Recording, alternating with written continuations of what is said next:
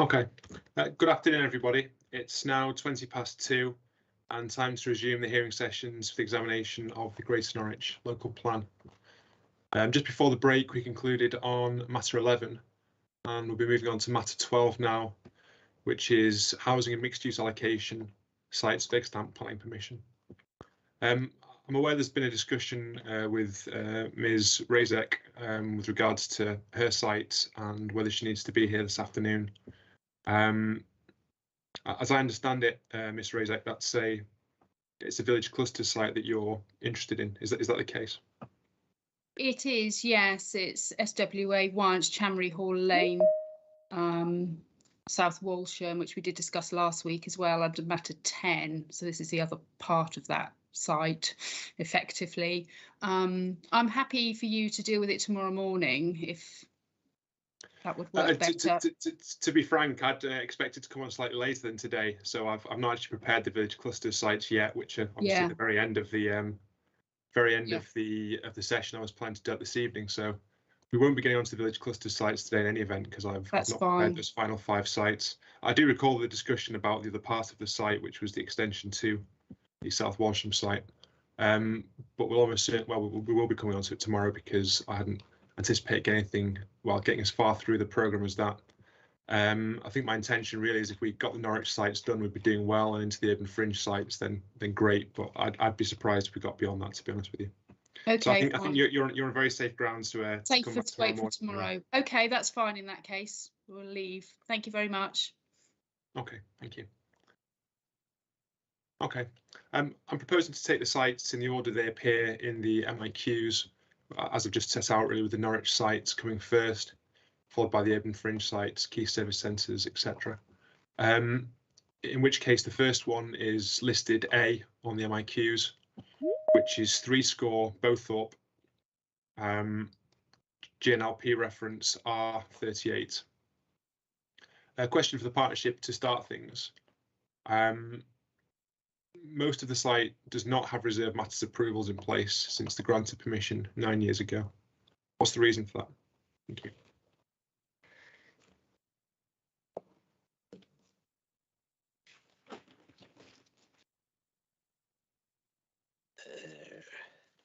Sorry, sir. Let me just check my notes.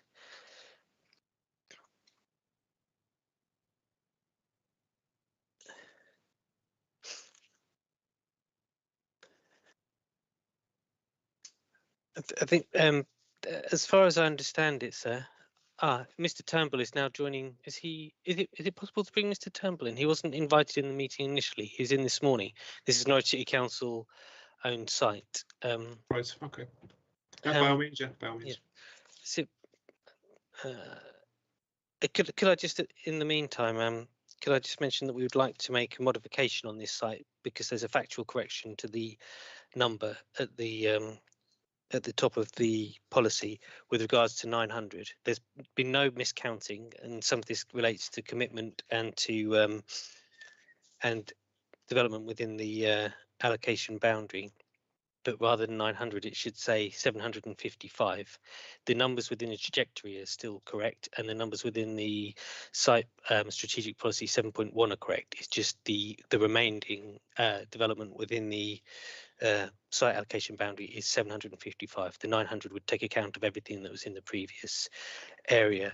I don't know whether I picked that up actually. So as I understood it, the 900 was the sorry, there was 1,000 originally in the permission with 245 completed or under construction and therefore excluded from R38.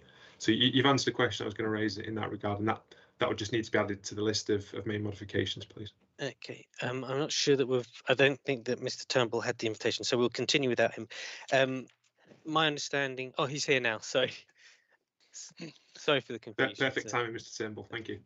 That's quite all right, sorry. Yeah, I didn't have the invite, so apologies. I've only just joined, so I didn't hear any of that previous conversation. Okay, it was just a very brief introductory question, really. Obviously, the site's had outline consent since 2013, according to the information I've got. And most of the site doesn't have reserved matters approvals in place yet. So what's the reason for that? Thank you. Yes, so thank you for that, sir. Delivery strategy has been something that the council has been considering for some time, and I think going forward, it's highly likely that the council will deliver the vast majority of the site now. We are still looking at future delivery strategies. We have now got planning permission in place for phase 3, and that's commenced on site in the last week. That is the 76 dwelling application that was approved. The rest of the site, we are now working through the phasing plan and putting a strategy in place to get the reserve matters in line with the original outline, which I believe had 15 years to deliver those reserve matters. So we will be looking to have a pipeline of phases coming forward now, starting this year into next year, that will then show that that delivery will happen in accordance with the original outline. Okay. So in accordance, I'm just looking at the trajectory now. And as I look at the figures there, there's 32 completed in 2021, 42 in the current financial year, and then 38 each year going forward. So presumably the two lots of 38 in 22-23, 23-34, 23-24 are the phase 3 that you just discussed. That's correct. That's in sight, you say. Is that well underway, or is it just broken ground? That is just broken ground, sir. So that is just commenced. And then I believe that the strategy going forward will then be to have phases coming along stream that overlap with each other, and the delivery will then ramp up to around 100 units per year. Okay. So in order to get 100 per year in 24-25, which would be on land that doesn't currently have a reserve matters consent in place,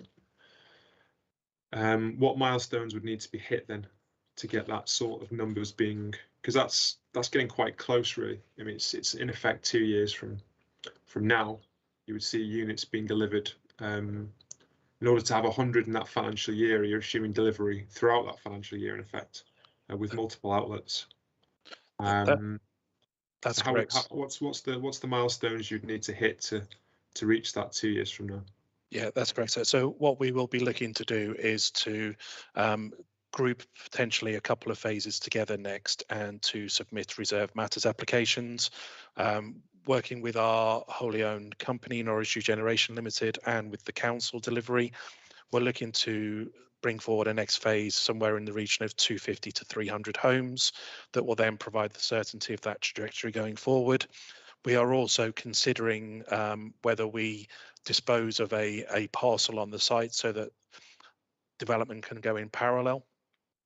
So as well as direct delivery by ourselves, we would open 2 elements of the site together. So that's the kind of strategy that we're currently working on, but we're looking to work on that to a planning reserve matters application next year, and then we will take that forward.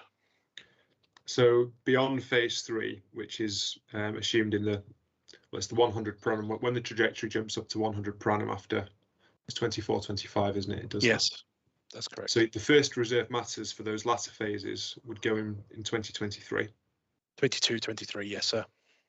Oh, so when you say next year, you mean next financial year? Next financial year, sorry. Yes. Right. Okay. So later this year, is that the aim? That's the idea. Is that once we've got fully underway with this current phase, we can then start the planning strategy for the next phase, so that we would look to be submitting that in this coming financial year. Okay. And then there's the time allowed for the approval of the reserve matters. Appreciate reserve matters applications aren't typically as long to determine because the principle's been established. And obviously you've already got initial phases underway on this site, so there's probably a well-established framework for such completions going forward. But even so, realistically, you're looking at the approval of that at best, really, but about this time next year. Yes, sir. I think that's reasonable. And then you're assuming really just a 1 year lead in to very, very well, with no step up, it's straight into 100 in that first year. Is that realistic?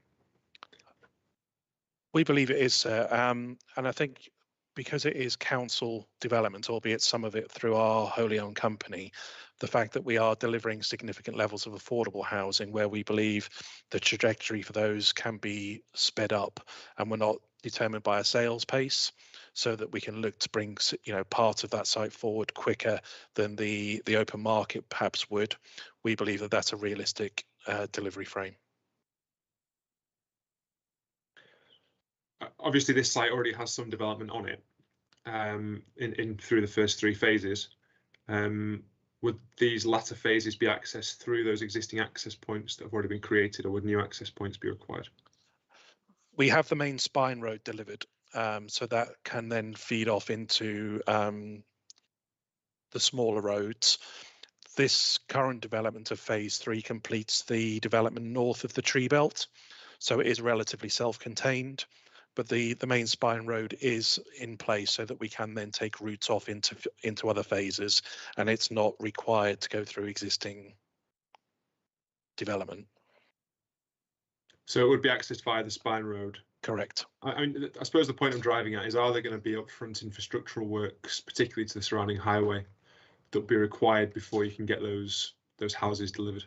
So currently the spine road is not adopted, sir, and we recognise and are putting infrastructure amounts in place to be able to fund that into future developments.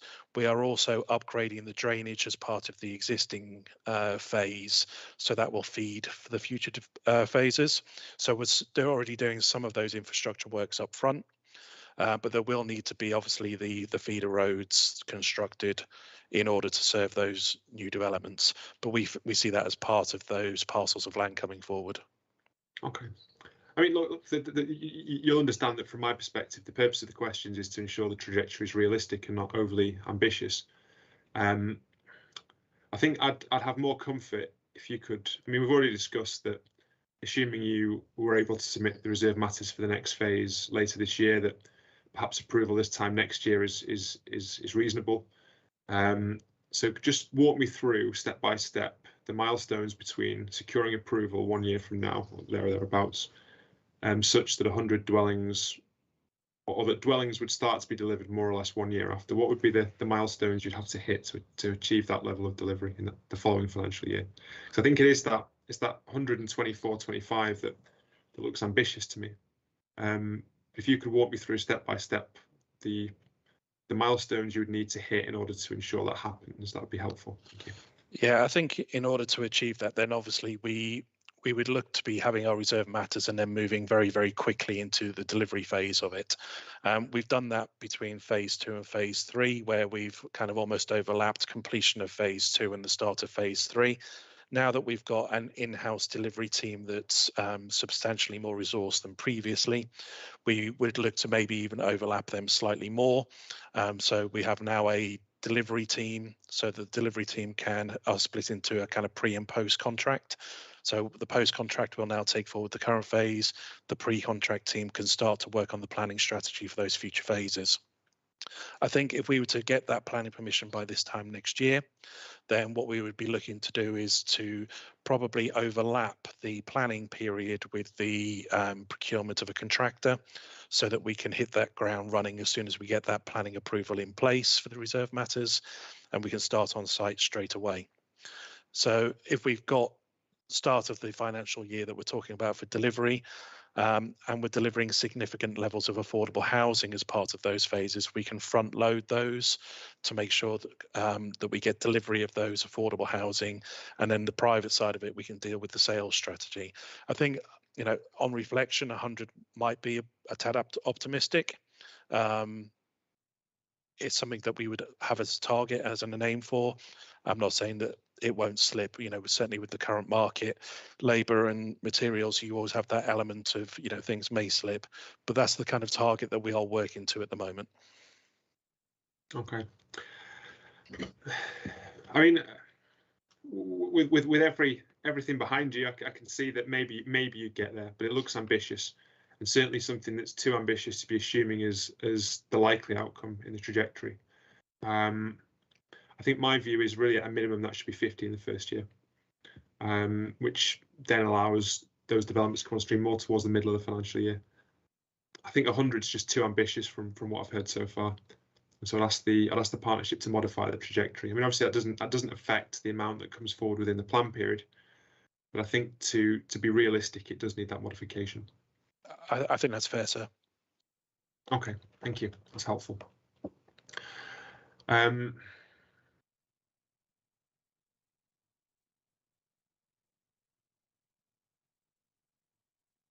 Just looking through my notes here.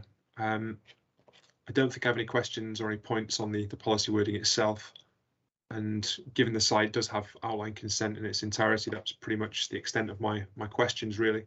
Are there any other points on this site before we move on?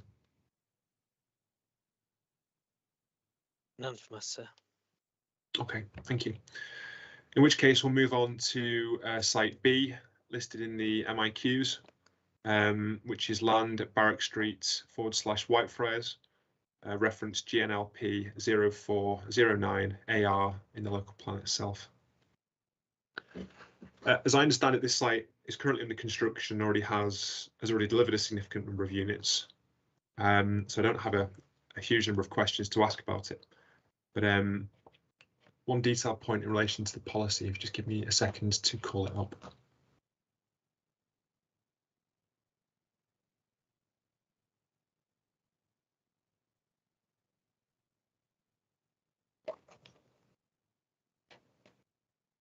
Okay, this is a detailed point which I think will come up again and again as we go through the site policies. Really, it's point 6 in the site policy, which refers to car-free or low-car housing development in accordance with policy 2.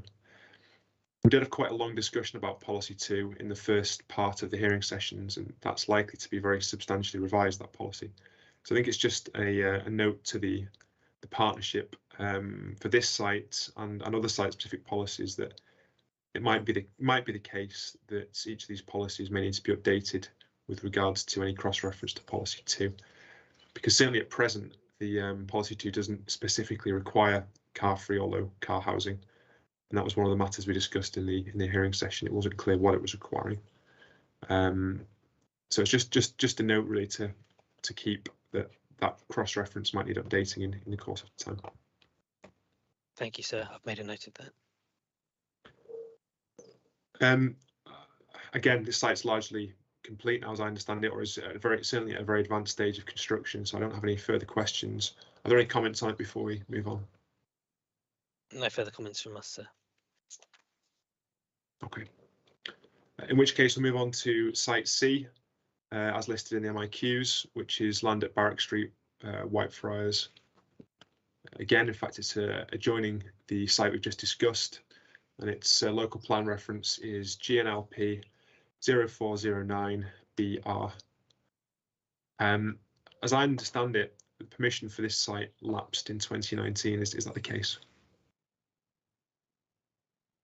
That's correct. So the consent regarding the outline consent, which includes residential, I believe that there is still extant consent relating to office use, which is towards the south of the site, which was implemented. I think there was a 2008 consent, but so that was implemented, so it remains extant, but I believe that it's unlikely to be delivered.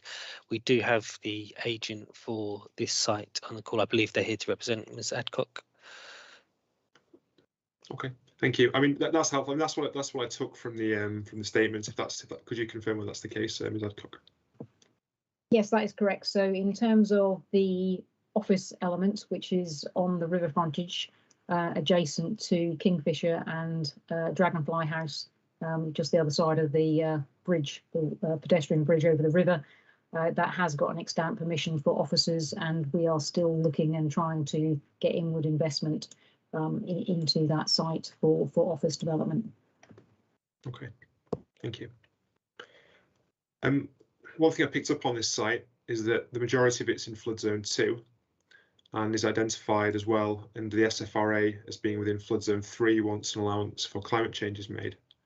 So question for the partnership, has this allocation been subject to a sequential test assessment in relation to flood risk? I'll respond on that.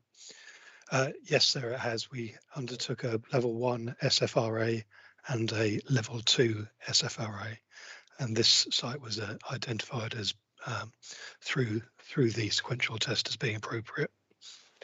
I'd just say that in terms of the development that took place in the 2008 planning permission, that does have quite extensive adaptations to mitigate flood risk.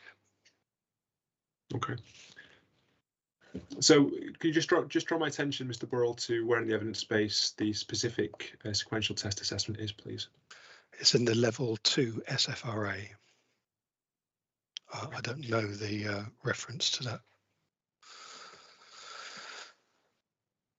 Could I just look that up, sir, and get back to you? By all means, yeah, by all means. I looked in the level 1 SFRA. Perhaps I've overlooked the level 2.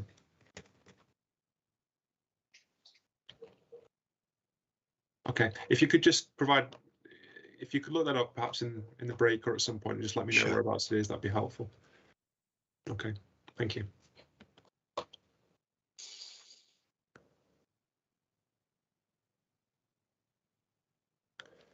Just looking at the phasing of completions in the trajectory, that shows completions being delivered from 2030, 31 onwards. What's the site promoter's view of that in terms of how realistic and reasonable it might be? Thank you. Thank you, sir. Currently, we, so Giles and Son, whilst we are keen to see development on the site, that doesn't necessarily mean the site is developable under the NPPF. And the way that the policy is currently worded, there is no reasonable prospect of the site coming forward in the way that the policy is currently worded. And that, sir, is due to car parking on the site. From the history of this site, back in 2006 and approved in 2007, there was a master plan for the eastern side of the city wall. And that assumed that the frontage of Barrack Street would be residential, but it would have 2 decks of car parking underneath the residential. One of those decks of car parking was a semi-basement, so half in the ground, half out of the ground, and then a full story of car parking above that before the residential started on top of that. That has proved to be unviable.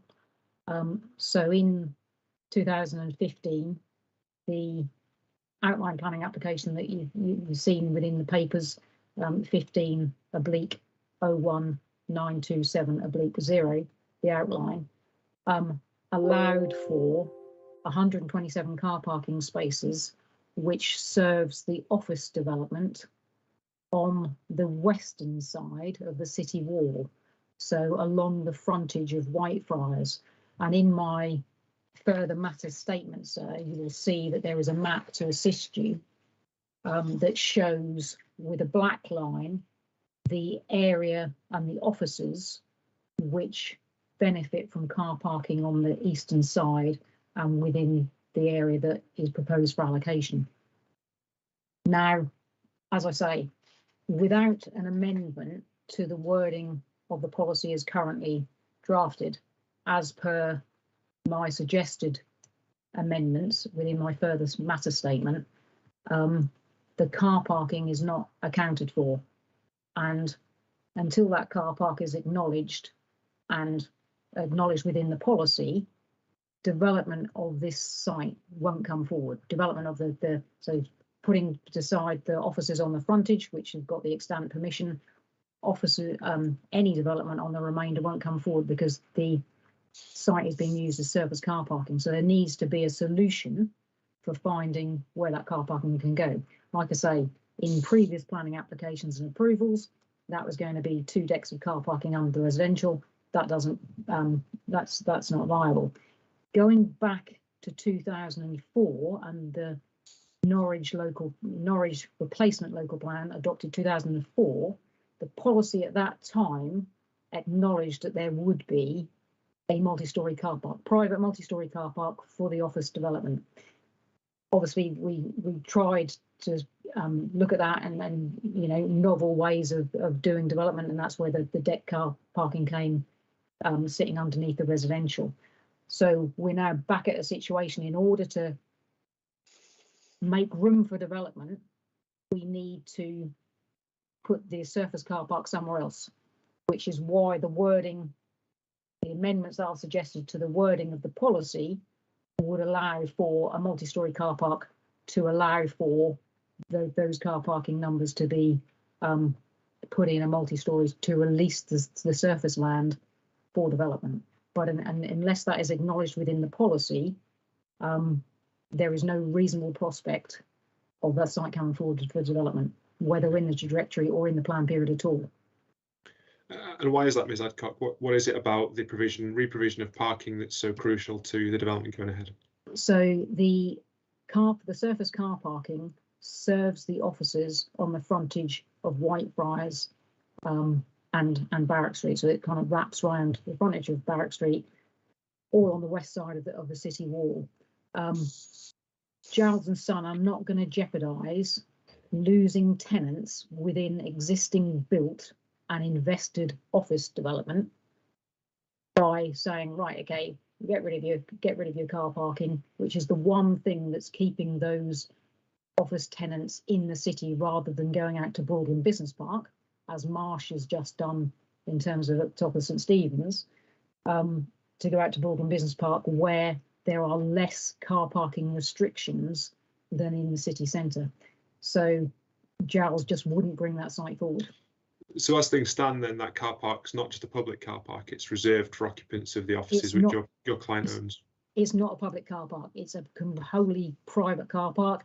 It is security on it 24/7, and only those occupants of the zone of the offices within the map that is within my further matters statement are allowed to use that car park. There are occasions where the public use it, so at Christmas and overflow and certain things like that, in terms of Christmas, where Norwich City Council and Norfolk County Council use it, or request to use it as a kind of extra Christmas parking. But in the main, it is a private car park, like I say, security on that 24/7, so it only allows it for use for those office occupiers or occupiers within the zone on the black line, or within my further matter statement.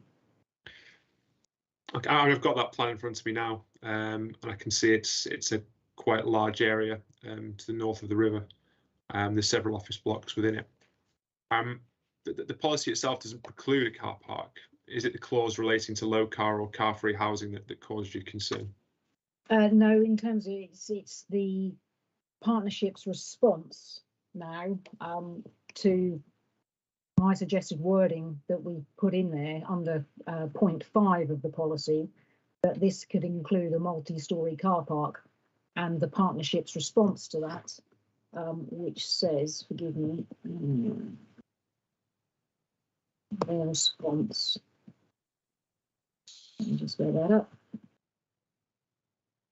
I have it with me. This isn't a response to the Regulation 19 representations. And to your question, sir. Okay. I think so. Let me just try not to print everything out.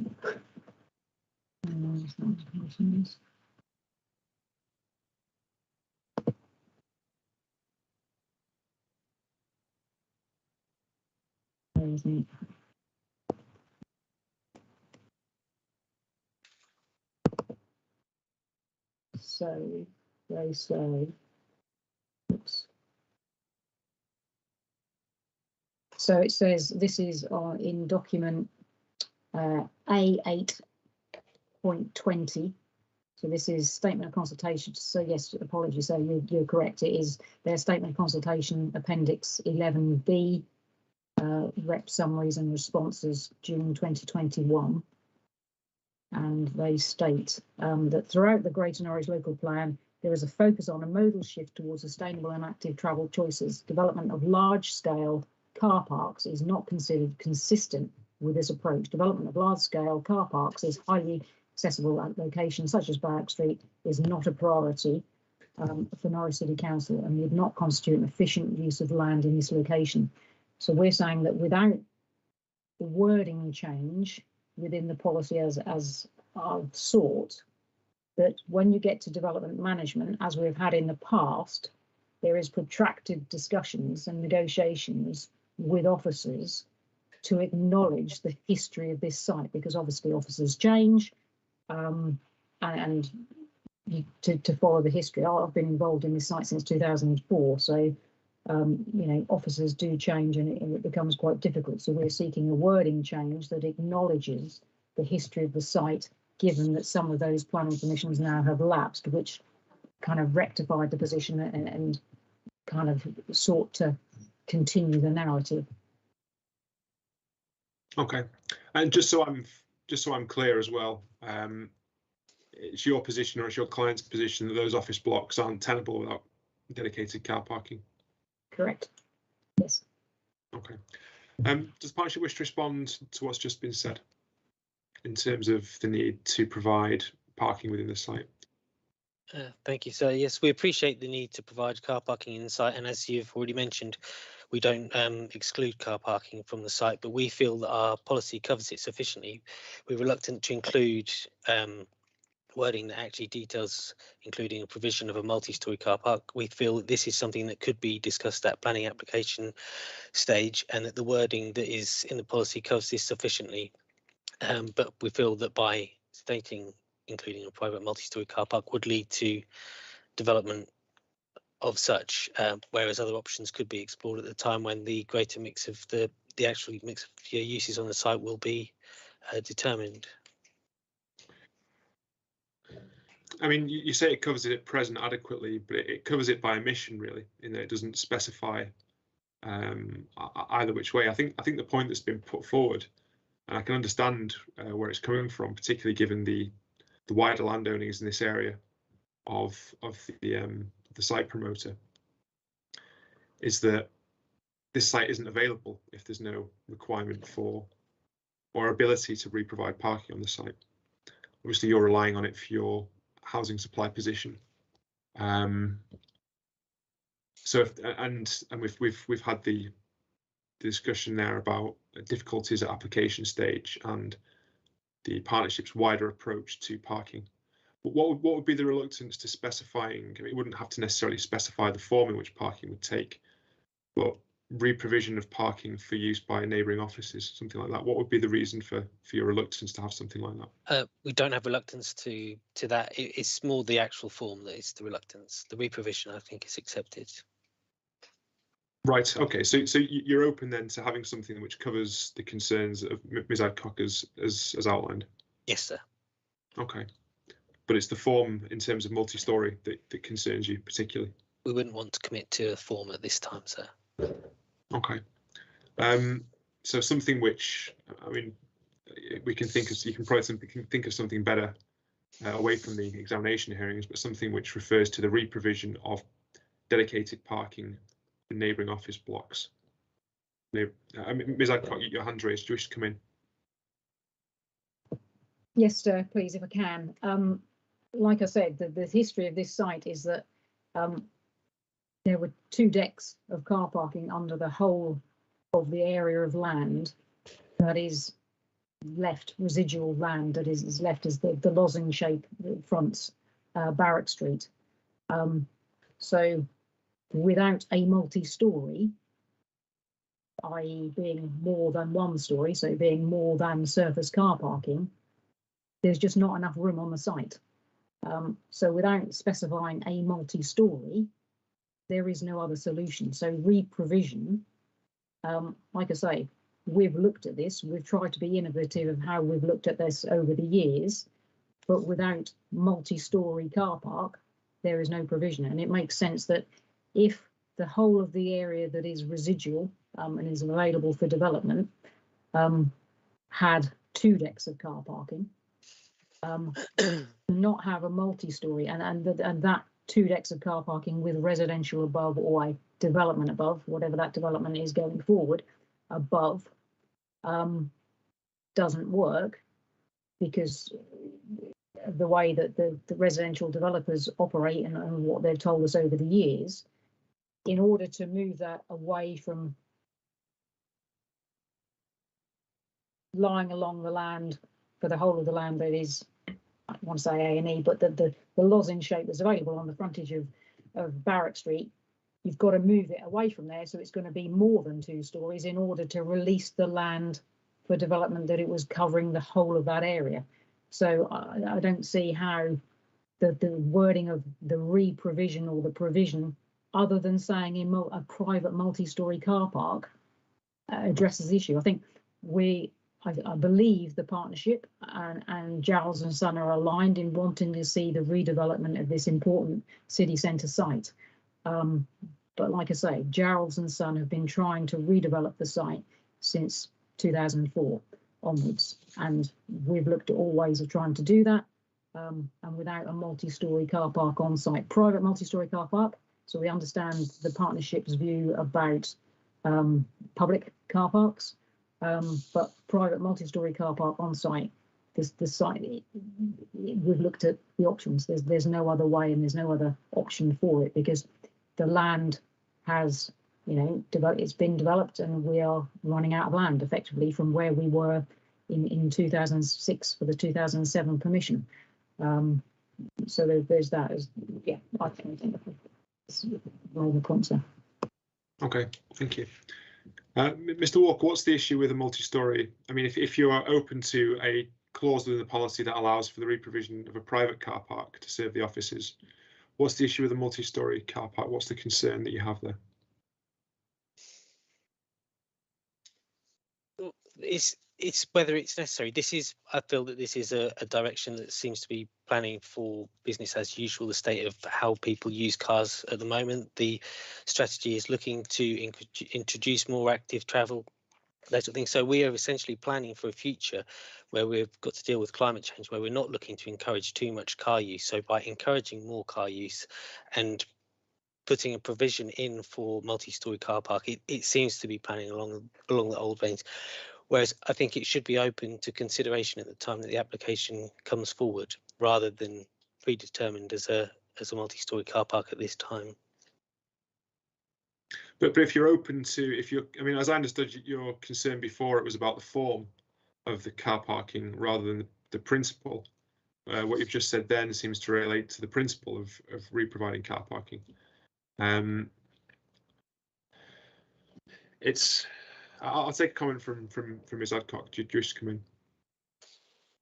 Yes, please, if I may, sir. I think Mr. Walker's comment there exposes exactly the frustration that we have had over the years when we've gone in to talk about car parking. There is a kind of, they gloss over the fact that without this car parking, we're not able to let office space. And if anything, within the city centre, the demand for offices has gone down, and more and more offices are going out of town to Baldwin Business Park and other such locations. So the struggle that Giles and Son has as a landlord of office space is getting harder because of the attractiveness from a car parking point of view of out-of-town sites. So the fact that Mr. Walker just said there that they're concerned about a business as usual strategy, without a business as usual strategy, but again, this site will not come forward for development because we are concerned that we will lose tenants from existing invested offices on the frontage of Lightbriar. So it is that the comment from Mr. Walker that is the trouble that we have, that without recognition within the policy for a private multi-storey car park to re-provide what we've already got, the site just won't come forward. And is it your position, Ms. Adcock, that if the partnership aren't willing to concede that point, then the allocation should be deleted? Is that your position? Yes, because it doesn't meet the test then of soundness, because it's developable is reasonable prospect, and I can't sit here today, sir, and say to you that without the wording change there would be a reasonable prospect of this site coming forward within the plan period. Okay. Mr. Walker, I think it would help me if I was clear whether the objection here from the partnership was one of principle, i.e. the re-provision of car parking, or one of detail, i.e. the form which that re-provided car parking would take. So which one is it? Because I'm not clear from what you've said so far which one it is. You're on mute, sorry, Mr. Walker. Sorry, sir. It's a mixture of the two. It's a site adjacent to the river with a view to the cathedral. So the form of the car parking concern, but also the necessity for car parking as well. So it's both, in effect. You'd be opposed in principle to any re-provision of car parking on the site. Sorry, I feel like I'm getting tied in knots here, sir. We're not. It's this. Look, the principle is this. I know we're not at the detailed stage, but we're at the principle stage, and the principle is this a sound allocation? Is there a reasonable prospect it'll be available at the time envisaged? I'm hearing from the site promoter that there isn't, and that in fact they'd be open to the allocation being deleted if there's not a requirement for replacement car parking. That's obviously a course that's open to you if you wish to delete the allocation, or if the allocation is unsound, it might need to be deleted. But I was confused at two things you said. You said at first you weren't opposed to the re-provision of car parking at the site. That's the principle. Is should any car parking go back as part of any redevelopment? Yes or no? It's a binary point really. And it seemed at first that your objection was one of detail, i.e. the form in which that car parking would take place. The objection appeared to be to the multi-storey element. But then you seemed to take a different view, and that in fact it was one of principle, that you didn't want there to be any car parking, or you were uncomfortable with the suggestion that there would be re-provided car parking at all, regardless of the form it took. That wasn't. I just need a bit of clarity on is there in principle concern with re-provided car parking? Yes or no, really. It's a binary point. No, there's not a concern with re-provision of car parking. It's the extent to which the amount of car parking. So the re-provision of car parking, there is not an objection to that, sir. Okay. But yeah, not in a position to propose a modification to the extent put forward by Ms. Adcock. Well, we're in a difficult position then, aren't we? Because if I'm being told on the one hand that the site promoter is prepared to countenance the deletion of the allocation if there isn't re-provision of parking, and it's a very specific point that there's existing parking that is necessary to attract tenants to other office blocks within the area. It's a difficult one really. If there's no movement from the partnership, then does the allocation proceed? The partnership's view is that the site. I understand the position with regards to seeking to discourage travel by the private car, but you have a situation where the allocation potentially falls away. That seems to be the position of the site promoter. So how does the partnership want to proceed?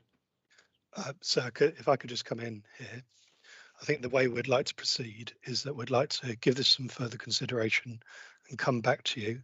But I would reiterate, there's not the principle per se of parking. It's the effect it would have on the area. So that's the main consideration. But we'll give it some thought, and we'll come back to you with a proposal, sir. And what specifically would you propose to come back with, Mr. Burrell? I don't know at this stage, sir, I'm afraid. Okay. Ms. Adcock, did you wish to comment? If I could, sir. When Mr. Burrell says it's the effect on the area, obviously there has been surface parking on this site since 2004, so the effect on the area is one that is happening now, but with no appearing to be no adverse impact other than a sea of surface car parking, which would be much better served in a multi-storey to kind of tuck it away, hide it away in a neater, tidier building. Okay. Well, I don't want to get into detailed design matters at this stage, because obviously there's numerous ways in which the site could be designed, and that's for the application stage. If you wish to consider it and come back with a very brief note, Mr. Burrell, that's fine. Limited and focused on that one specific issue. That would be appreciated, just to clarify the partnership's position as well. Certainly, we'll do that, sir. Thank you. Okay, and okay, Ms. Adcock, do you want to make a final comment? Please, if I could, in relation to the actual mix of the site, again, we don't know in terms of Giles and Son.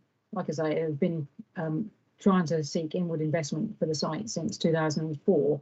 In relation to specifying the quantum of development under the different development uses, we don't believe that that is necessary, and then actually again hinders the site. So where the policy currently has this will include a minimum of 200 homes, it's not necessarily the minimum, it's actually the specification of 200 homes. And you know, where, like I say, in the council's response, or sorry, in the partnership's response, they talk about discussions about mix and not knowing what the mix of the site is going to be going forward. So again, I refer to my further matter statement and the suggested wording changes there, which again show that the site, we all believe, I think we're all on the same page that the site should come forward for development, but specifying what the quantum is difficult. And I think to give it a 200 home and to say that it's going to be residential led is difficult. Well, I was going to come on to that point because I've got a few additional questions to ask about the policy. Really, we can go on to that now. I saw your representation in the red line changes you proposed to the policy. Just firstly, why did you wish to delete the term residential led from the policy wording? Because again, in terms of the history and where we've been, we've looked at trying to get residential development on that site, so on the residual land that is left on the frontage of Barrack Street since 2007, when we got the outline plan permission for the overall master plan for the eastern side of the city wall. And it's difficult. It's difficult to come forward, and it is to a certain extent market led. I think Giles and Son and the partnership are in alignment that the most important thing is the redevelopment of this underutilised city centre site. But to specify quantum of uses and the fact that it is residential led might not be the right thing. We don't know. As Gerald and Son, as the owners of the development or owners of the site, for it to specify to say it's going to be residential led, it might not be. It might be offices. If the right opportunities come along and Giles and Son can find suitable tenants, then it could come forward as office. We just don't know. So if we don't know, as the owners who have been actively promoting to try and get investment, inward investment, I'm a little bit amused as to how the partnership does. So from your perspective, and obviously there's been a number of attempts to develop this site in recent years, residential led scheme hasn't proved to be viable. Is that the experience you've had? Correct. Okay, and from your perspective, are you confident that any housing would be provided? Again, sir, sitting here today, I don't know. Because if a suitable office scheme came forward, the whole site could go for offices. If a suitable housing scheme come forward, it could go forward as housing. It is very much market led to try and regenerate a underutilised site. Okay, I mean the partnership have included this site in the local plan and proposed it as a housing led scheme. What was the basis for doing that?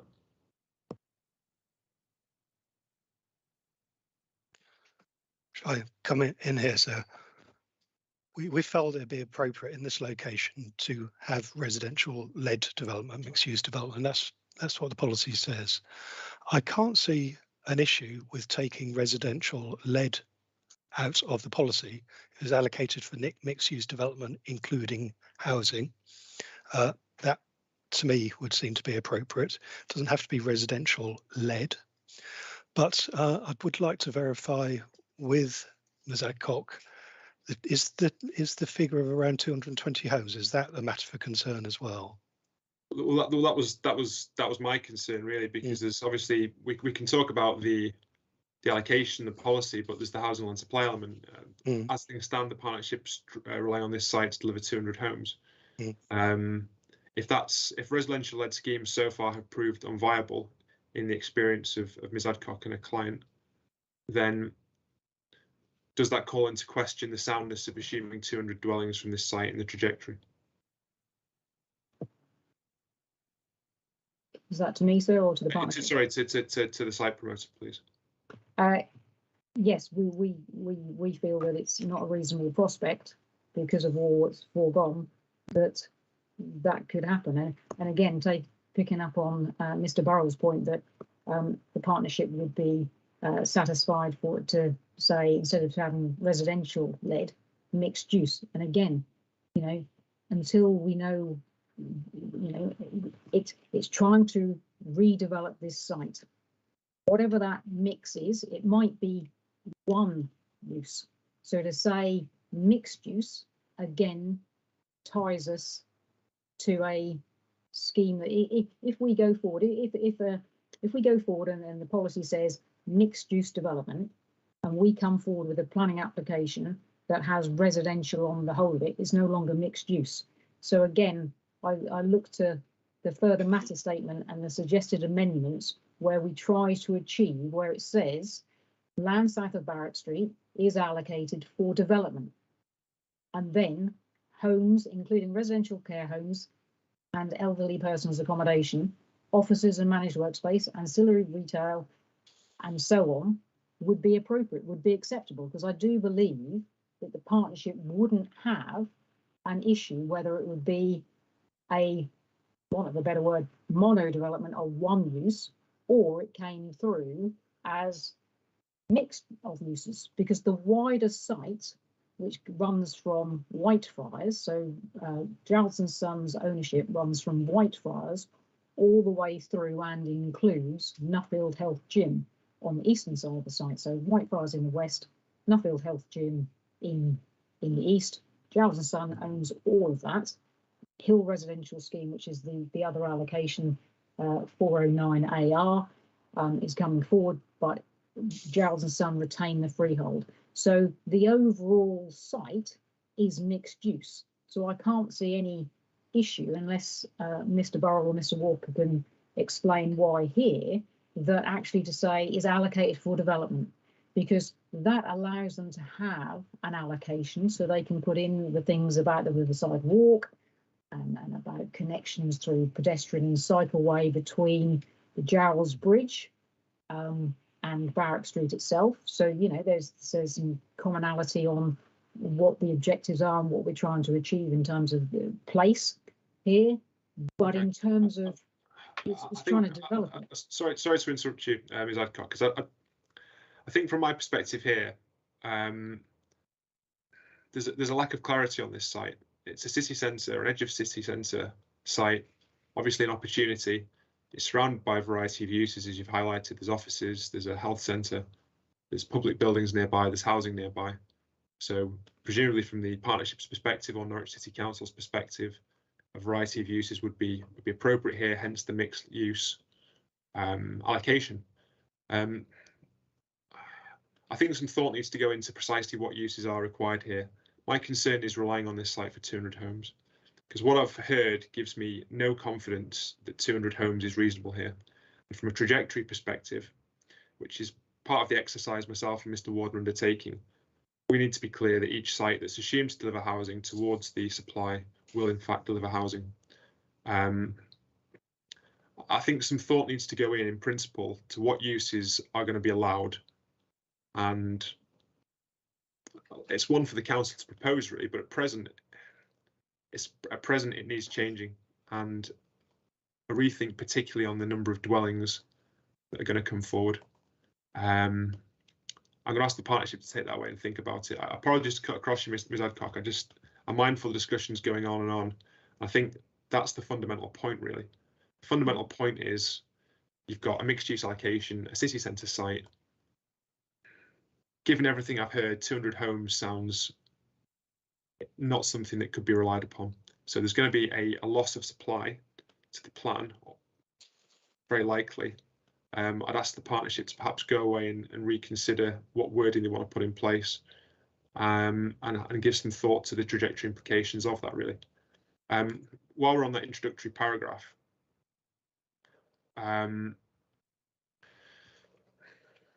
is it necessary, for example, to itemise managed workspace for something that jumped out to me? That's quite a specific and detailed requirement. If you think it is as part of a suite of possible uses, that's fine. It does seem a very odd thing to highlight and to require. And so again, in rethinking that introductory paragraph, perhaps just rethinking if that's phrased as these uses are required, because again, it lists restaurants, plural. Is it a requirement to have multiple restaurants on the site, for example? Perhaps rephrasing that as these are uses that could be acceptable.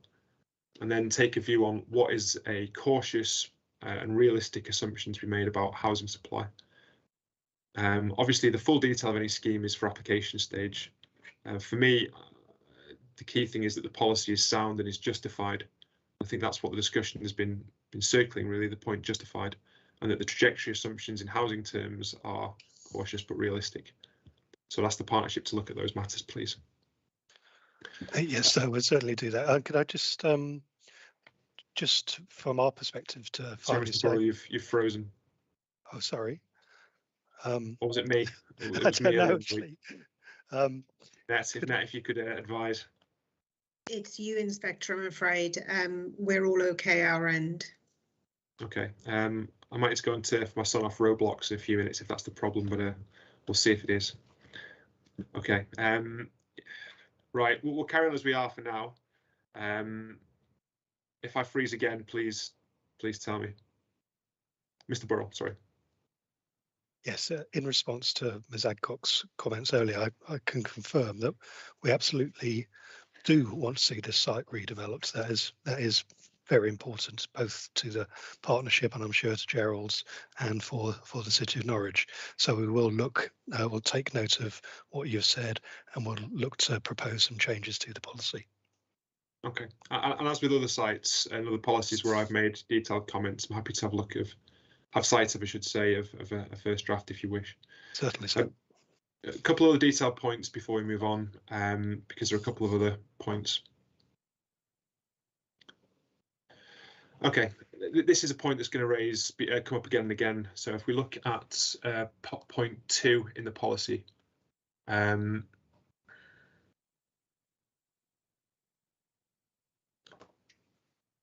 it's not come. Okay, no, point 2 is fine. Sorry, I'm looking at my notes for a different site. Apologies.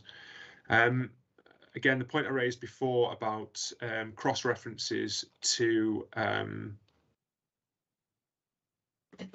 Sorry, it's my fault. I'm getting confused between 409 BR and 409 AR. We're on BR, aren't we?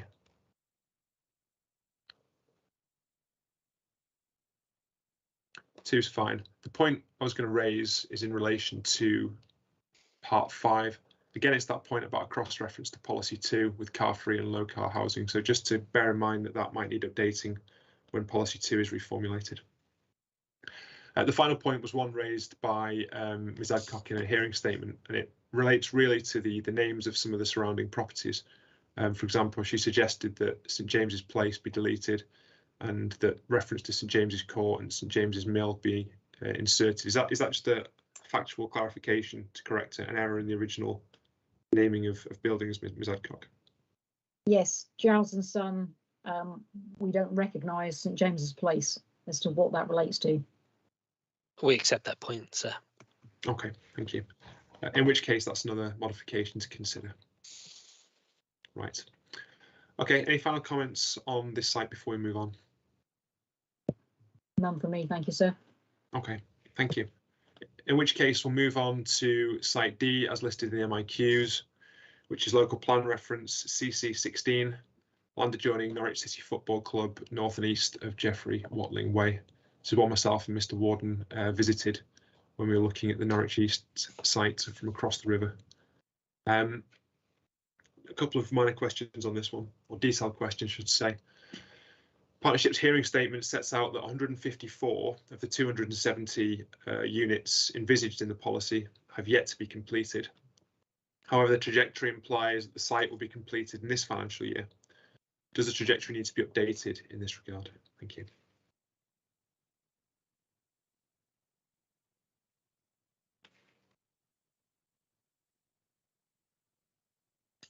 Sorry, sir, I was just referencing the trajectory. That would appear to be the case, yes. I've just got another document which is in draft. Our colleagues have been working on the 5-year land supply. I was just going to check to see the situation on there, if I can find it. Okay. I mean, obviously, we've been going through, and I'm looking at the document D3.2C, which is the current trajectory, and all of my comments are made in relation to that, really. So, yeah, it's part of the ongoing discussions with regards to changes to trajectory. I think that needs to be looked at. If part of the site hasn't yet started, then obviously it can't be assumed to be completing by the end of this month, for example. That's accepted, sir, yes. Yeah, I think we'll certainly accept that one, sir. Okay. Very minor point with regards to the wording for CC16. Part 8 refers to minerals and waste, and again, I think we had this matter crop up again and again last week, where there's a cross-reference to the minerals and waste core strategy. I think that should be, as a signpost in effect, I think that should be moved to the explanatory text. So again, that point will come up again and again. Thank you, sir. Right, any final comments on the site adjoining Norwich City Football Club before we move on? Can I just say on the minerals and waste thing? So you'll see we submitted a potential main modification to the Cringleford site, which we'll either be discussing later this afternoon or in the morning. And we have taken the minerals and waste out, as you suggested in that policy. So we'll continue. We'll do so with other main modifications. That was noted and appreciated. Thank you. I don't mind it being the explanatory text as a signpost, but it's not a requirement as such. Okay. Site E is listed in the MIQs, which is local plan reference GNLP 3054, St Mary's Works and St Mary's House. Let me just call that up in my documents.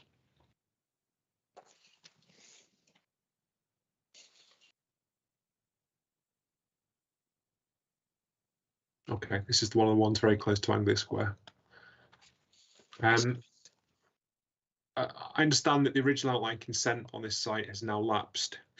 However, the statement of common ground with the site promoter states that a revised application is due to be submitted in 21-22, so the current financial year.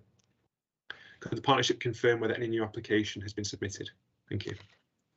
As far as I understand, we don't have a new application to date. Mr. Riley is on the call today. He's the site promoter, may be able to advise on progress of this. Okay. Yeah. I mean, best way to describe it is the site is owned by a company, and they also own the St George's Works site, which is on the next matter to be considered. They are concentrating on St George's Works first, basically, to get that brought forward. We can come on to that, obviously, but they're looking to do a pre-app on that site this month and take that forward. St Mary's will probably lag behind about another year, I would have thought. Okay.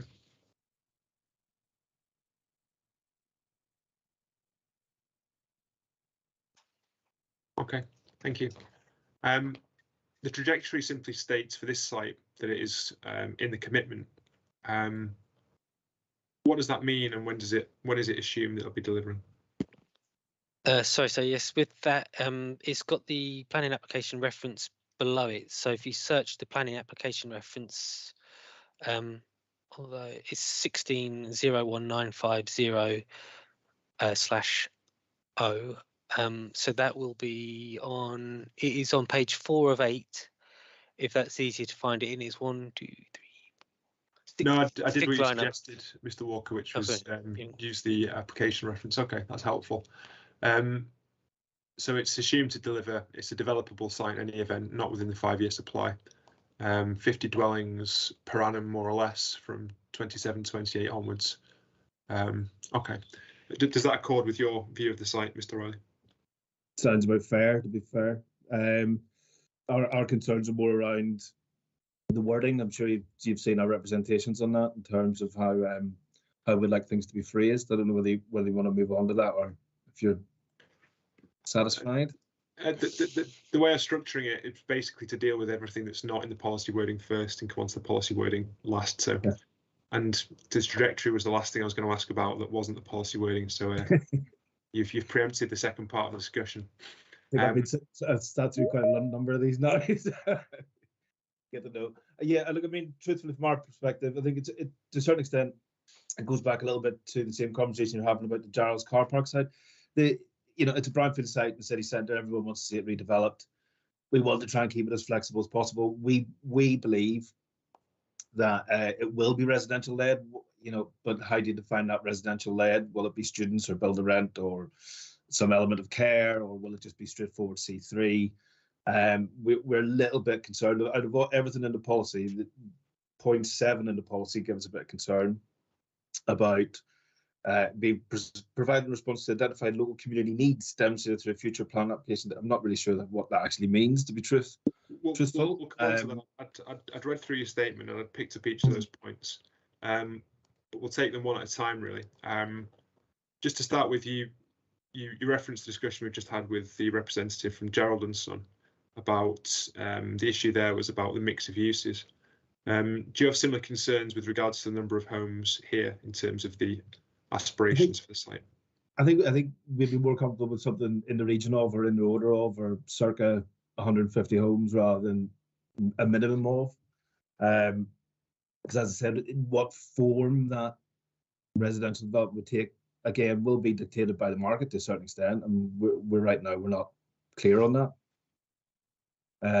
So we'd like to see a little bit more flexibility put into that. The employment uses, I think, if you look at the site, size and you look at that kind of 150 units, dwelling units, I think the reality is the employment land space is going to be minimal. Whether it's enough to really justify putting it in the policy itself. Because I mean, if we brought, for argument's sake, we brought through 450 units with some ground floor uses that were commercial tenancies, or whatever you want to look at it, it would be highly acceptable, I would have thought, given the location. I don't know whether there's really any need for it. Okay, so is your concern with that opening introductory paragraph, which is emboldened, that talks about mixed-use developments to include residential and employment uses with the possible addition of a hotel? What is it about that you're concerned with in particular? Well, to get to that point, I mean, the reality is that a minimum of, we'd rather see that out. So in the region of, okay. Potentially include employment uses. With the addition of a hotel, we can live with, but frankly, I don't think the market's telling us that there is a hotel requirement. And we've been through, I mean, let me be frank, the owners of the site have been through a process of getting quite a detailed planning permission, although it was outlined. I'm sure Michael remember, it was very detailed and it was reflected in the 2014 policy that was adopted, and it hasn't come forward. So it was a little bit prescriptive, and I think we're really looking just to say, well, look, it's a redevelopment opportunity. We're quite happy with residential led, and I think that's where we'd like to leave it. And, if you want to put a number on it, it's in the region of 150 units. Okay, I mean, there's 2 points there from my perspective. The first being there's a number of sites we discussed, and there's been terminology used like a minimum of, in the region of, approximately. For example, Anglia Square was in the region of. That was a session I led. What was the reason from the partnership's perspective of having or specifying a minimum of 150 homes in this case? And is it necessary? In this case, I think we'll just go straight to the end of this. We would accept approximately in the region of. I think we'd be happy to look at that change for this, especially in the opinions of the site promoter. I think that's wise in the context of a mixed-use proposal, where the quantum of uses could change. I mean, obviously, if you were to have a hotel there, if you imagine the number of bed spaces in a hotel, that's going to be quite a land take, and that could see if that were to come forward, that could presumably affect the number of homes on the site quite significantly. Can I just clarify with that hotel matter? This is obviously based on discussions going through the process. Is that something that we're now saying would be preferable not to be included as the situation changed with this. That was the second point I was going to come on to, really. I mean, the other thing is, what uses do you need to specify employment uses and the addition of a hotel, or is a mixed-use residential-led scheme more flexible? I think from our perspective, that's what we would rather see. We're not overly fussed about a hotel being in the thing. Mixed Again, use if residential led. If it was to come forward with a hotel, and we thought it was financially a viable outcome that the market demanded, then are the city going to resist a hotel? You know what I mean? It's a brownfield site in the city centre. I think there's a danger of being overly prescriptive in some of these policies, particularly where, as soon as I understand it, the partnership aren't relying on these sites to deliver employment uses for their employment land requirement. It's perhaps a reflection of the fact that these are city centre sites that are more likely to be mixed use in nature by virtue of where they are. Once you start specifying uses in that situation, like possibly a hotel employment, you could have a situation where a scheme that comes forward without employment use is contrary to the development plan. It's whether you want to be as prescriptive as that, given really the emphasis on this site appears to be to deliver housing. So perhaps a mixed-use residential-led scheme or words to that effect would be the way to deal with it, to avoid yourself in a situation where you're having to. Oh, Mr. Burrell, you've got your hand raised. Did you wish to come in on that point? Yeah, just to respond to that, sir, we'd be happy to put flexibility in there. We don't have a particular strategy for hotels in the city centre. We did many years ago. Our approach to the city centre is on hotels is, yes, we welcome them, but we don't have a particular locations where we say they must be here. So we welcome hotels going forward as a town centre use in a town centre. So that's clearly something we're happy to promote. The intention behind this was by making it flexible to allow for a hotel if that was one of the uses that came forward. But if greater flexibility is required, that isn't an issue. That isn't a problem. We can make those changes. Okay. I think putting some of those uses in and specifying them is perhaps a hostage to fortune application stage.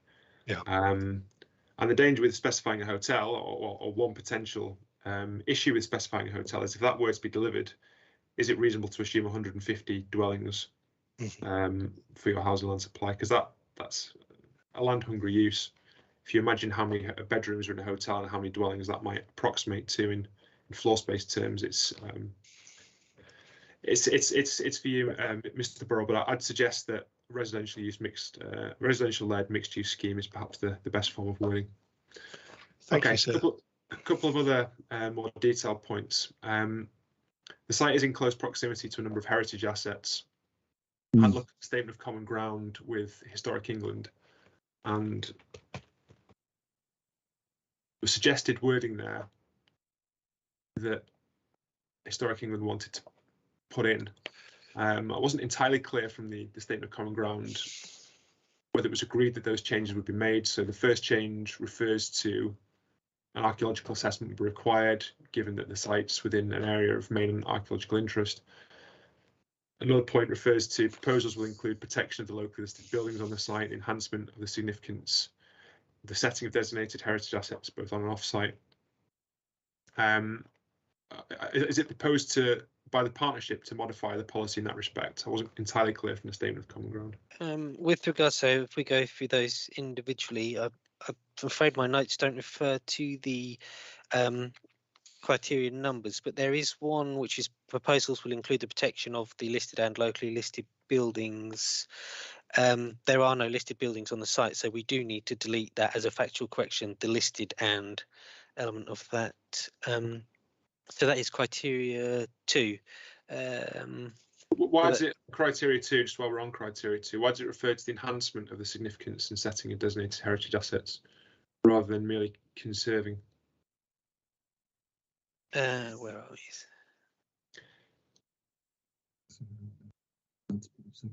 And the reason I raise that is it's noticeable when you go through the policies one after another, as you imagine I've been doing in my preparation. There's little inconsistencies that pop up in relation to these things. Sometimes you'll have a situation like this where there's a requirement to enhance, and obviously the statutory test is conserve or enhance, preserve or enhance. The Trouse site, which we'll come to either later today or tomorrow morning, refers to conserve, or where opportunities exist, enhance.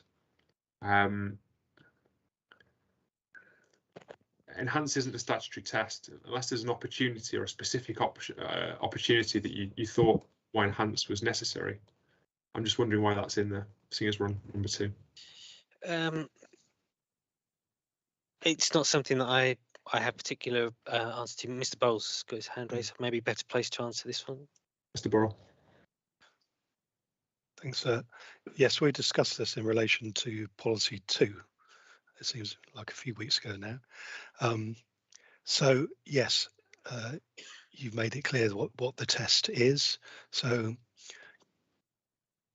conserve or enhance, as in the Trauss approach, may be a suitable way of dealing with it, or simply conserve. But we will have a look at that, and we'll talk to our conservation officers about that. And I recall Mr. Bird's response, which was about the need, certainly in the design element of that policy, to have some emphasis on enhancing. Mm-hmm. But the Trauss one you referred to, it seems to me that does. I like the Trauss one. Conserve. Or where opportunities present themselves, enhance. Yes, I think, so and that might be the one to roll across all of these policies. Okay, we'll use that as a model, sir.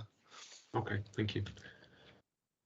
Mr. Walker, you're going to have a look at the second point that Historic England had raised in the joint statement of common ground. Yes, so I'm just making a quick note about the Trauss version in my notes, so when I run through. Didn't want to miss that. Just a word of there won't always be opportunities to enhance is the issue. So yeah, it was just to make, I wasn't in the previous meeting, so I just wanted to make reference to that, so that when I do have a look through, I'll have a reminder there. So with the area of main archaeological interest, this is within the development management policy. So that's, again, it's a signposting essentially, because that is something that would be a requirement. So we felt it's appropriate to include that in the policy. We did agree with that. Fine. And then what do we have?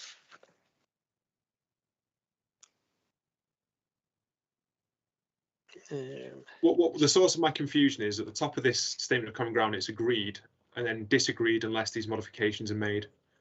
So if it's agreed that they're in, but historically they're just saying we're not happy if they're not in, but it's agreed that they are in, it's just slightly confusing. So if you've agreed to put them in, then fine.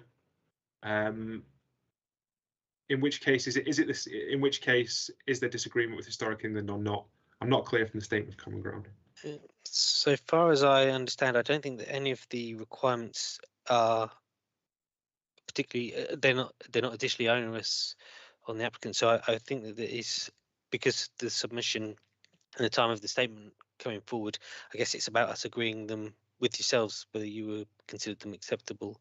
So it was that the changes weren't made, but I think we're in a position to agree. The partnership's position. If you are agreeable to them in principle, I think the point about main areas of archaeological interest is an additional modification if you wanted to make it, given it's contained in another plan. Yeah.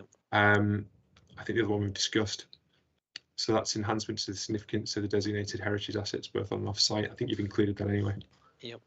So just to clarify on that point, sir, the area of main archaeological interest, additional modification in lowercase text because it's an adopted policy. Okay. Yes. Is that the okay? If it's a signpost to another adopted policy, then it's similar to the minerals waste. Fine. Okay. Okay. In which case, we'll move on to part 7, which is the issue of requiring that housing be, and I quote, in response to identified local community needs. That doesn't appear to be a requirement that's rolled over to other housing allocations. So why has it been applied here, and what specifically does it mean? Thank you. With regards to this policy, I think that this is to go some way to addressing concerns or issues raised by the site promoter about what would be the appropriate types of residential uses on the site. It appears that we may not have achieved the appropriate wording as Mr. Riley's raised concern with this. It was but whether it's C3 residential, whether it's student accommodation, those type of things, which type of residential. So this was to address that at the time that a planning application comes forward, a needs assessment on those bases could be considered. So, okay, it says in response to identified local community needs demonstrated through a future planning application. So it would be the responsibility of the applicant to demonstrate what identified local community needs were and to meet them. So identified presumably must refer back to some sort of evidence base, either that the partnership has or requiring some sort of evidence base to be. Look, my concerns at this stage are it's not clear what's being required. It's vaguely written. Identified local community needs. Does that mean affordable housing? It's Sir, could I just? Yeah, come in by all means. From our perspective, I mean, clearly what I've tried to do within our representation is rewrite that, and actually looking at it again, it's 0.7 needed at all. If we bring forward a plan application this site that's residential led, clearly that will be driven by market factors, which will by default meet whatever the local need is, if you know what I mean. If you know, we're not going to bring forward. So I think there's possibly a concern. The previous application brought forward a scheme that was then deemed to be unviable. I think where this maybe goes back to, if you trace it all the way back, and I think there's been some hard lessons learned, so to speak, by the site owner in that respect, and believe me, they won't be doing that again. So this will be very much driven by market demands, and I think actually it's a residential led scheme. Do we really need to get into the nuts and bolts of who's right and who's wrong in terms of how was it framed? Local community needs. I'm not really sure what that actually means when it comes to clearly a scheme that's going to deliver market housing. What was the aim of this part of the policy, please, to the partnership? What was it seeking to achieve? So I'll respond to this. I think I'd agree with Mr. Riley. I don't see what benefit is gained from this specific requirement. Identified local community needs. That's not what we do on other sites. So I'd be happy to see this removed. Okay, add that to the list of main modifications then, please. Thank you. My next question relates to part 8, which is the part immediately below the one we've just been discussing. The only question here relates to the phrase, including enhancements to adjacent churchyards. Are those in the same land ownership? And if not, how would that be achieved? Thank you.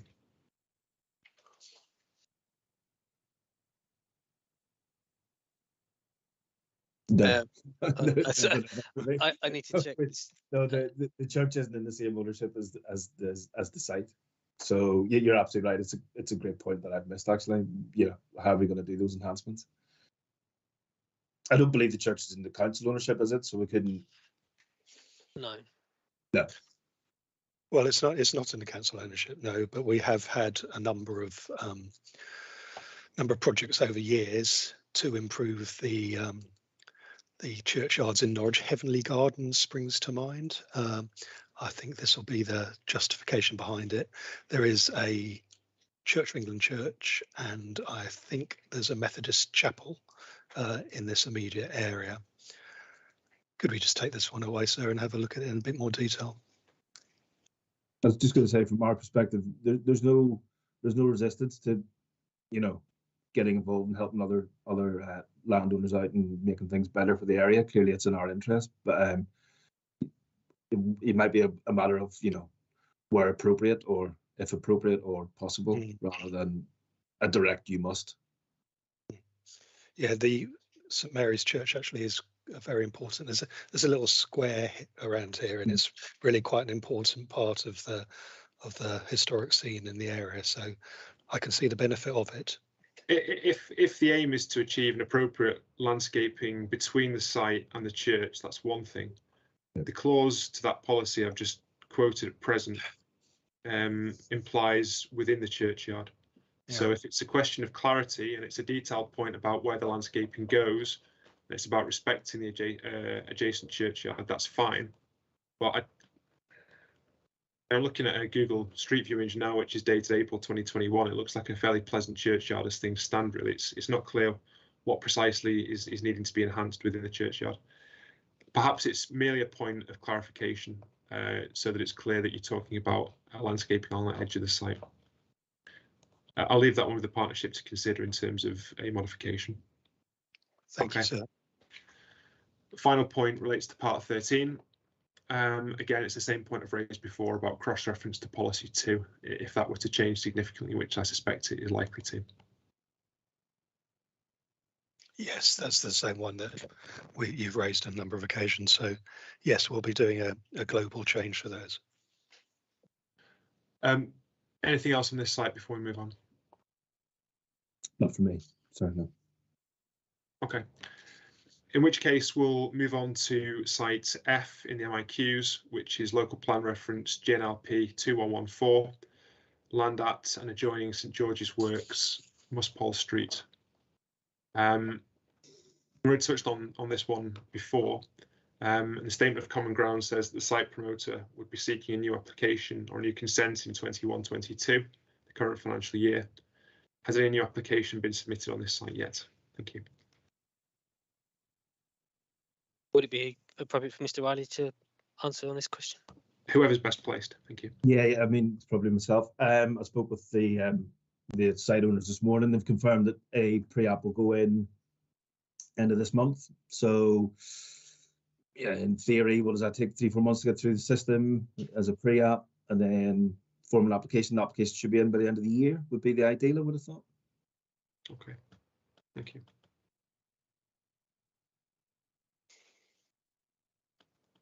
I mean, this is in the list of sites with an extant consent, and in this regard, the partnerships say that there's 2 prior approval consents from 2015, presumably secured under Class O.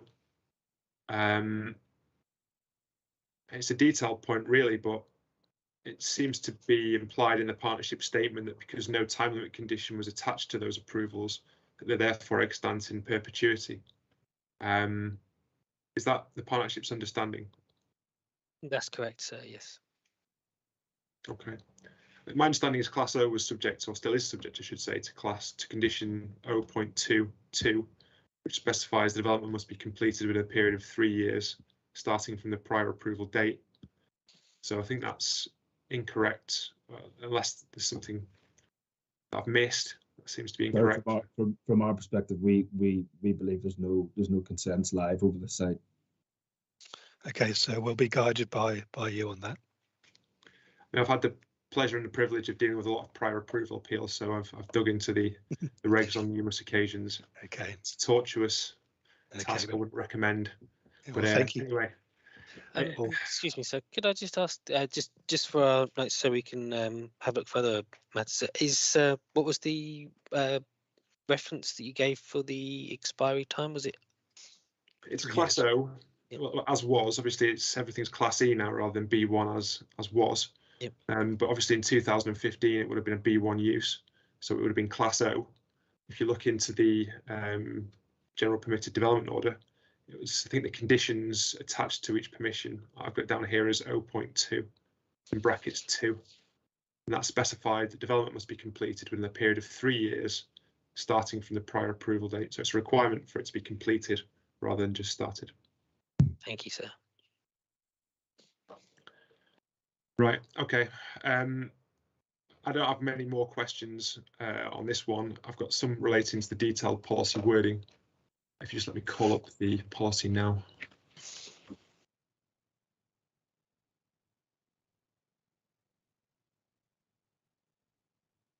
Okay. One of the points here, and again, it cross-relates to things we've already discussed on other sites. The site promoter in their representations have questioned the ability of the site to deliver both 110 homes and 5,000 square meters of office space, and instead have implied that it's very much an either-or. Site can either accommodate 110 homes or 5,000 square meters, and certainly not both, which is implied by the use of a minimum in relation to both the housing and the office space. So where do those figures come from in the first instance, and why does the policy specify that both be achieved? Thank you. You're on mute, sorry, Mr. Walker. So I think we'd be happy to take a modification here to have either or in this case, although priority for us would be homes in a location like this. I'll perhaps take a comment from Mr. Riley in a second, but it's the same point I made before, really. Either or, how much confidence would that give with regards to the contribution to the trajectory? Yeah, that's my thought. As I've just said, that flexibility, yes, but we do obviously want to retain these homes in the trajectory. So, well, I'll be guided by you on that, but it's certainly in terms of what we want to see, it's homes as a priority within the city centre.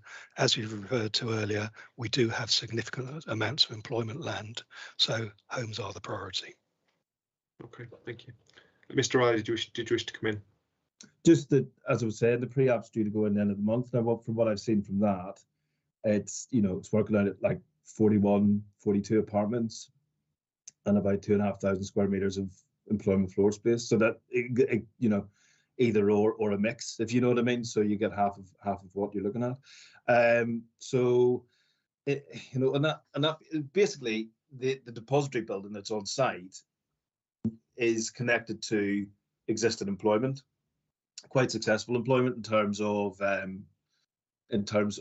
the how would you put it? So like co-working and things like that, small office spaces, and the owner wants to expand that offering into the depository building. It doesn't all really lend itself particularly well to residential conversion, and so they were going to focus residential conversion on the perimeter of the site and sort of look for the employment uses to be within the existing depository building. So, I mean, this will unfold over the next month when I get to see more details, and I'll be able to provide the partnership with more details. But I think it is an either or a mix type scenario. Okay, so we've heard what's been said there. We'll propose a main modification based on discussions we've had now. Okay, and I think the trajectory will need modifying as well in a downward direction from what we've heard as well. Yes, yes, I understand that. A couple of other detail points before we conclude my questions. Again, there's a reference to managed workspace, which does seem very specific. Again, it's whether it's needed, because once it's in the policy, it potentially is viewed as a requirement, such that anything that doesn't provide a managed workspace could be seen as contrary to the development plan. I think we could accept a change to that. We don't want to be overly specific to inhibit development. Okay. I think that possibly relates to the current use in part of the site. Mr. Riley may be able to confirm, but I guess we don't need to discuss that. We're happy to. We don't want to be too restrictive. So. Okay. And one final point from me. Again, it's the same point about the cross-reference to policy 2 potentially being needed to be updated at a later stage. That's part 6 of the policy. Okay. Yes, sir. Yeah. Any final comments before we move on from this site? Yeah, that's me. Okay, thank you. Just in terms of timing for today, I'm aware that we've had shortened breaks throughout the day, both at lunch, in the morning and this afternoon. I think with that in mind, I think we're going to aim to finish more like 4:30 today. So I'm going to propose we plough on for the next 35 minutes with a close at around 4:30. I appreciate it's been a long day, particularly for a couple of members of the partnership who've been on shift and powered on manfully in trying circumstances. But I think I'll aim to finish in 35 minutes, and we'll see how far we get through the sites in Norwich. We'll conclude tomorrow. Okay, the next site in the list is G on the MIQs, local plan ref R37, which is the Norwich Community Hospital site, Bowthorpe Road. The partnership's hearing statement sets out that planning permission was granted at this site in June 21 to provide a new hospital, extra care facility, key worker units and other residential accommodation. How many dwellings were included in that permission? Thank you. I've copied a. Hey, where are we?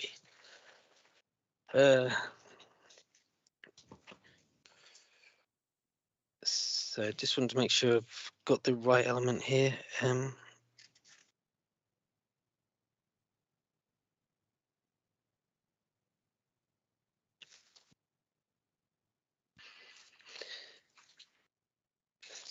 So from the committee report, I've taken an extract.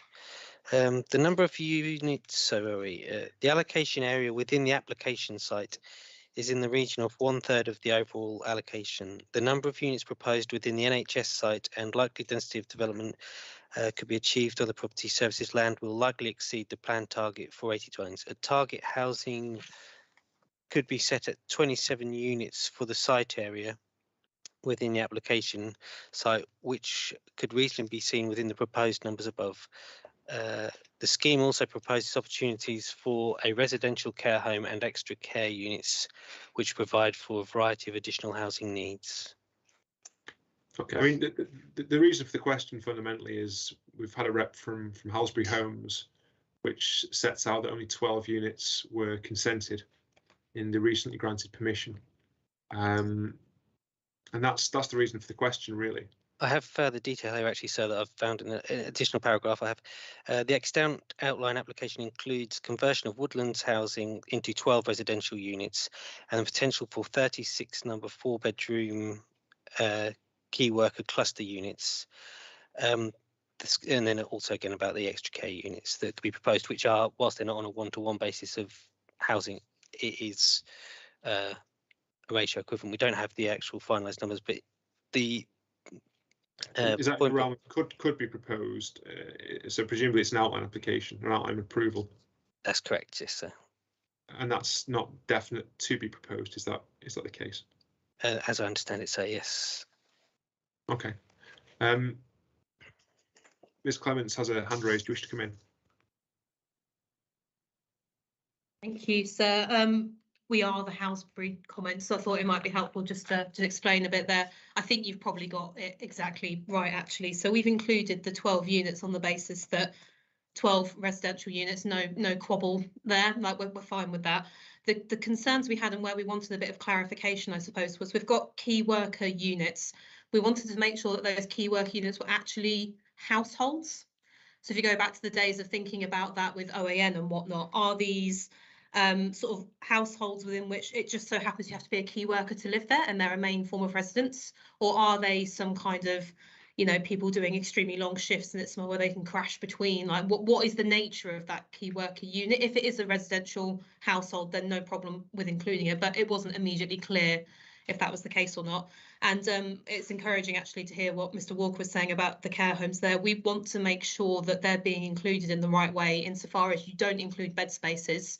You include how many private houses it frees back into the market, as the PPG indicates. And I know this has been mentioned elsewhere in the council, will be fully aware of that ratio and everything. So we weren't abundantly clear on how exactly the 80 had been comprised with those 3 separate elements. So yeah, just to clarify, that's where we got to and why we included 12, but we're not quite so sure on the other elements. Okay, thank you. Mr. Walker, a response on those 2 points, really. I mean, key worker housing can mean a number of things. Nurses accommodation is another form it could take. I've known people who've lived in nurses accommodation. You can often have several bedrooms with shared communal facilities, for example. So firstly, what form does the key worker accommodation take, and is that 36 separate residents? Is it 36 separate households for the purposes of as we've discussed? And separately, is there a care home proposed, and what assumptions have been made to convert that into dwellings? Thank you. So I can confirm that the care home element, that would be, if it's extra care housing, I think that's generally counted as 1 unit to 1, whereas if it's a care home, then that would be, I think our local rate is 1.8 equivalent, so 1.8 bedrooms would release 1 unit of housing. I think that's the correct ratio. We have supplied that ratio within the initial questions. We did a paper on that to do with student accommodation and the care home or housing for elderly, and that is all of the figures in the trajectory are based on those ratios. So if we are talking about student accommodation or care home, then they are a ratio, they are not bed spaces. So what's proposed here then? Is it a care home or is it extra care? I understand, you know, I'm familiar with extra care uses where it's, you know, can sometimes be, well, it's flats with communal elements really. It's both here, so it's opportunities for residential care home and extra care units, so it's both. So there'll be a mixture of the two. So we have an outline approval, presumably, and it's using the term opportunities. Correct. So it might provide no care home or no extra care facility. Well, from my understanding, there's an expectation that it will. I can't give any further certainty on that. From what I understand, it is that it is proposed that it will provide that. So, but there's no specificity in terms of how many units at this stage. Is that the case? Not that I'm aware of, sir. Okay, so we've got the 12 that there's no dispute about. The 36 key worker units. Are you able to provide any clarity on what that comprises? I would need to speak with the case officer for that to get greater detail on that. I was understanding those as permanent residences. So, but I don't know under what format you would count each of those as a household. I don't believe that it would be 36 individual households. I imagine it would be a ratio of that, but it's probably like HMO style of units, I would imagine. But I would need to get clarification on how we would equate those 36 into equivalent house numbers. It may be the case that it is 36 houses, but I can't say with certainty at this time, sir. Well, like 80 dwellings have been put into the trajectory, so some assumption must have been made based on the planning permission. Okay. So what were the assumptions that were made to get to the figure of 80 dwellings? Well, as you say, the 12 homes. It's based on the applications. What could be provided within that space or within the site? So would you like us to provide you with a breakdown of the reasons for those assumptions? Well, I need to know where the 80 comes from, but it's concerning that it's not available now. Really, this is the hearing session to discuss it, and obviously once we start deferring things to subsequent notes, there's no opportunity to scrutinise it, and we do have a party here who wishes to scrutinise it. So it's disappointing that we can't discuss it more fully now. Really, the 80 have been assumed.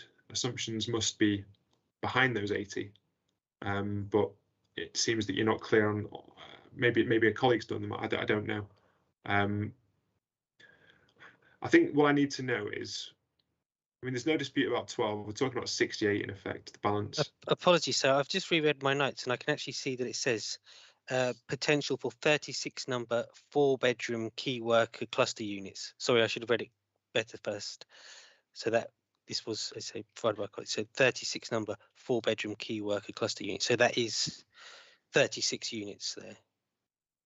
Apologies for, I skimmed through it in response. I should have read it more clearly the first time. So we've got the 12 residential units, 36 number 4-bedroom key worker cluster units. So that is 30. A cluster unit is, I mean, that sounds like nursery accommodation. The reason I know about nursery accommodation is my wife used to live in it when I met her. So I've been in nursery accommodation, and it was 4-bedroom cluster units with a shared kitchen facility.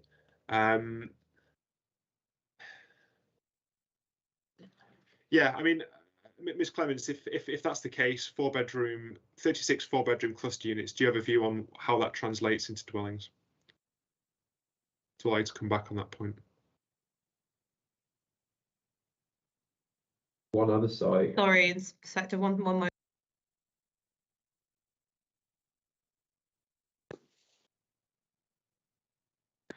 I think we'd have to do a bit more digging. And so our primary reason for raising it is it a household or not? Yeah. Are they, sorry, there's 2 of us in the room, apologies. Are they 36 individual households, in which case no problem. We are assessing against a standard method which looks at household projections.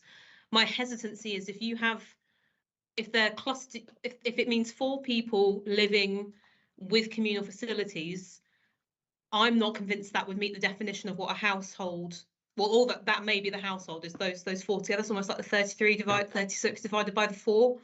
I think we'd need to do, like, the definition of a household is a legal definition, and it comes up time and time again in appeals and whatnot. So we could probably do a bit of an investigation to work it out. But I suppose that's part of us asking the question really, is where has it kind of come from and how's it been used in coming to the 80? Just to clarify with you, it's 36 number 4 bedroomed, not 36 bedrooms. So it's 36 number units of 4 bedrooms when you're doing your calculations, just so to clarify that.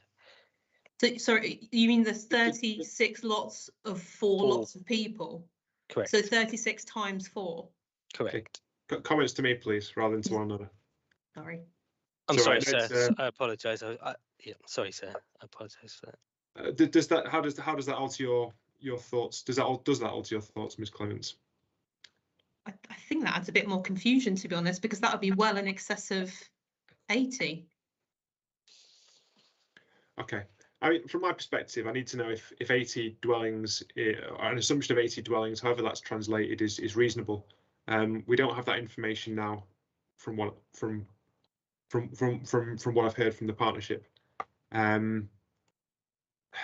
mean, I'm reluctant to say this, but I think the only way to deal with it is with a short note. And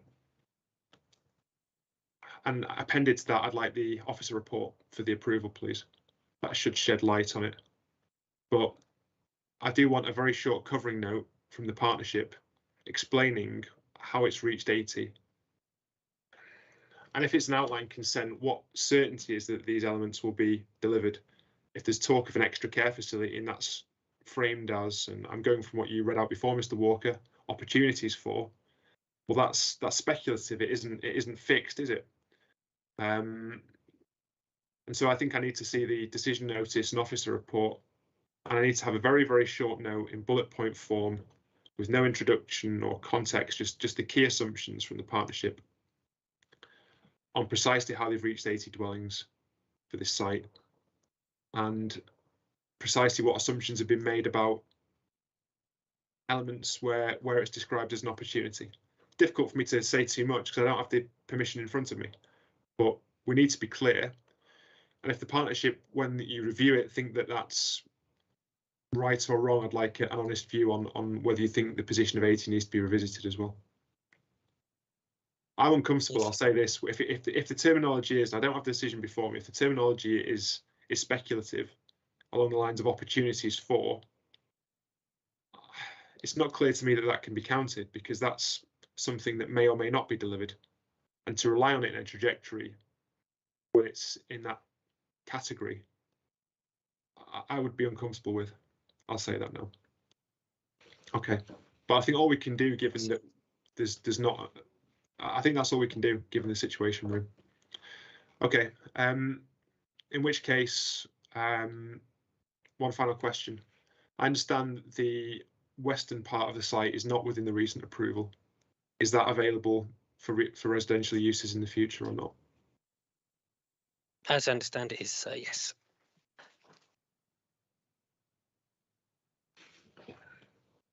It looked to be occupied by buildings when I had a look at the aerial photograph of it. So is the partnership aware of what that land is used for at present?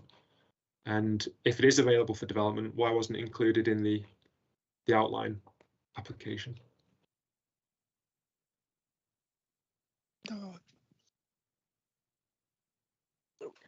We'll provide an update on that within the notes, so if that's okay.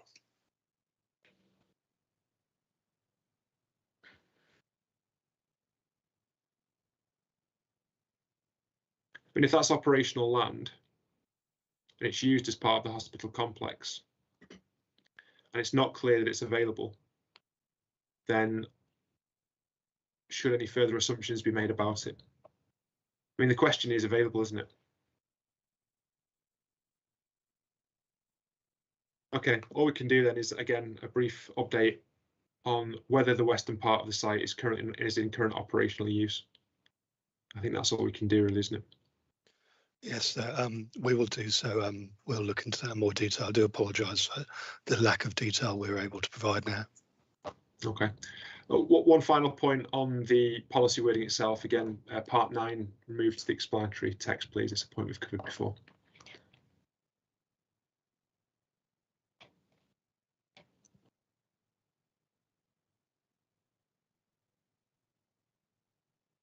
Right. Okay. Any final comments on this site before we move on?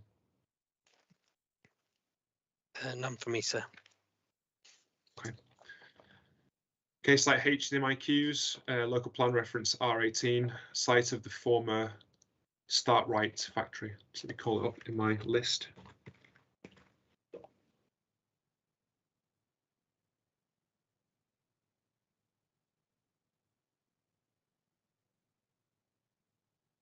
Okay. Question for the partnership to start. The site's allocated for a minimum of 40 homes. I understand that 42 supported living apartments have been approved. However, the trajectory indicates that 71 units will be provided. Does that also factor in supply from the care home element of the scheme? Thank you. Yes, so that would be the case. Trying to find the notes on this site.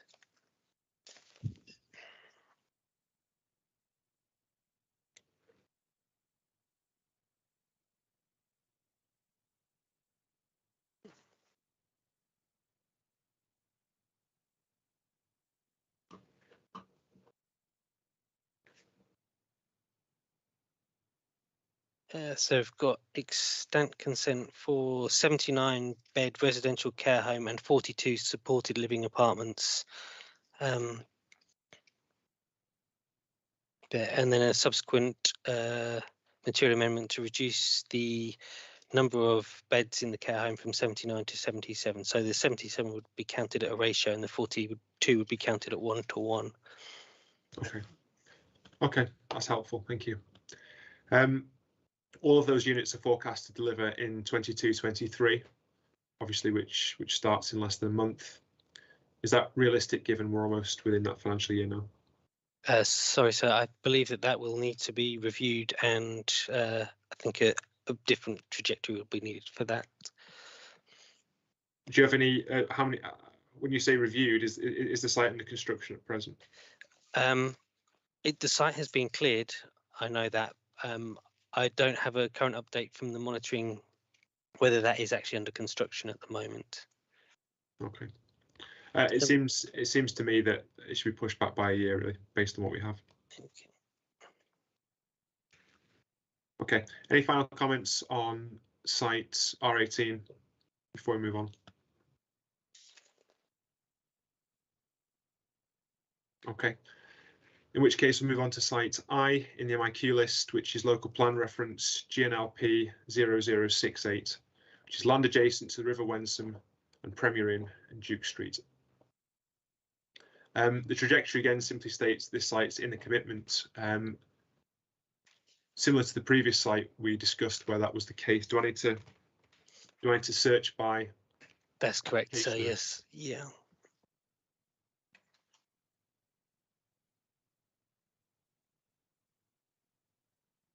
Okay, so that's 58 starting the financial year 22-23.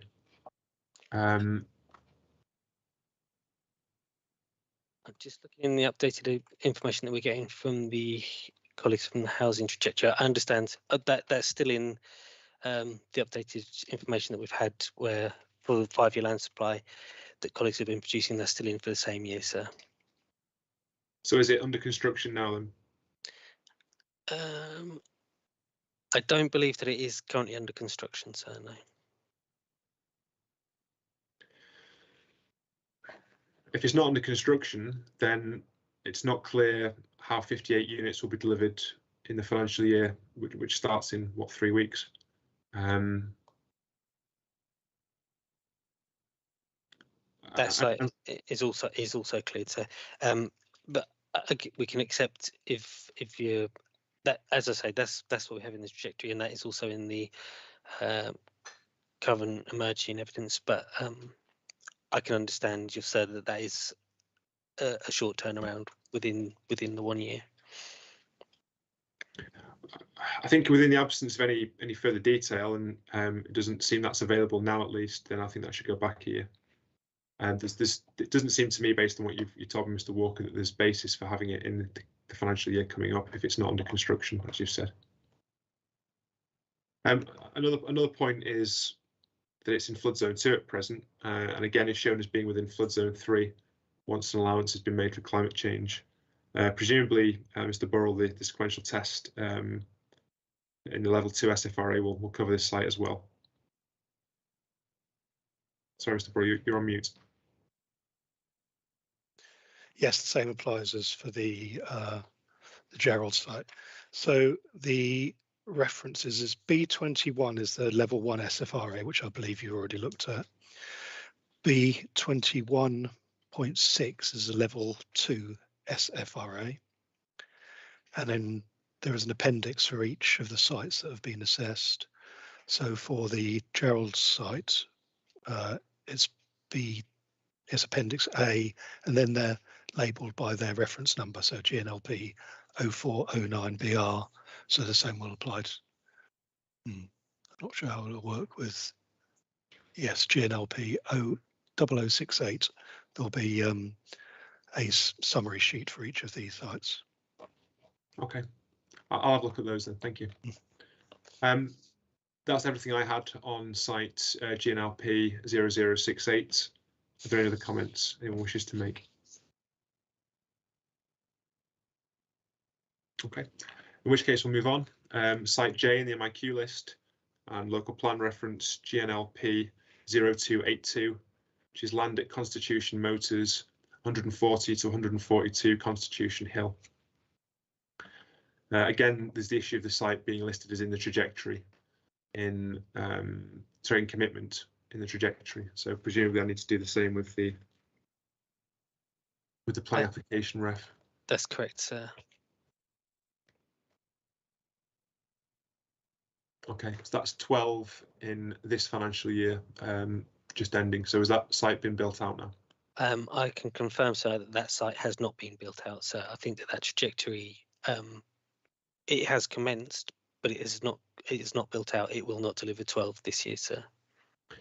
So it has reserve matters. It's listed in the trajectory as outline consent. So presumably it has reserve matters now. Reserve matters 19/01031/reserve matters. It's got commenced on site demolition of existing structures and removal of tanks from ground. There is reference in the statement of common ground to problems with contamination that have delayed the delivery of the site. Can you provide shed any more light on that point? Statement of common ground for this site, sir.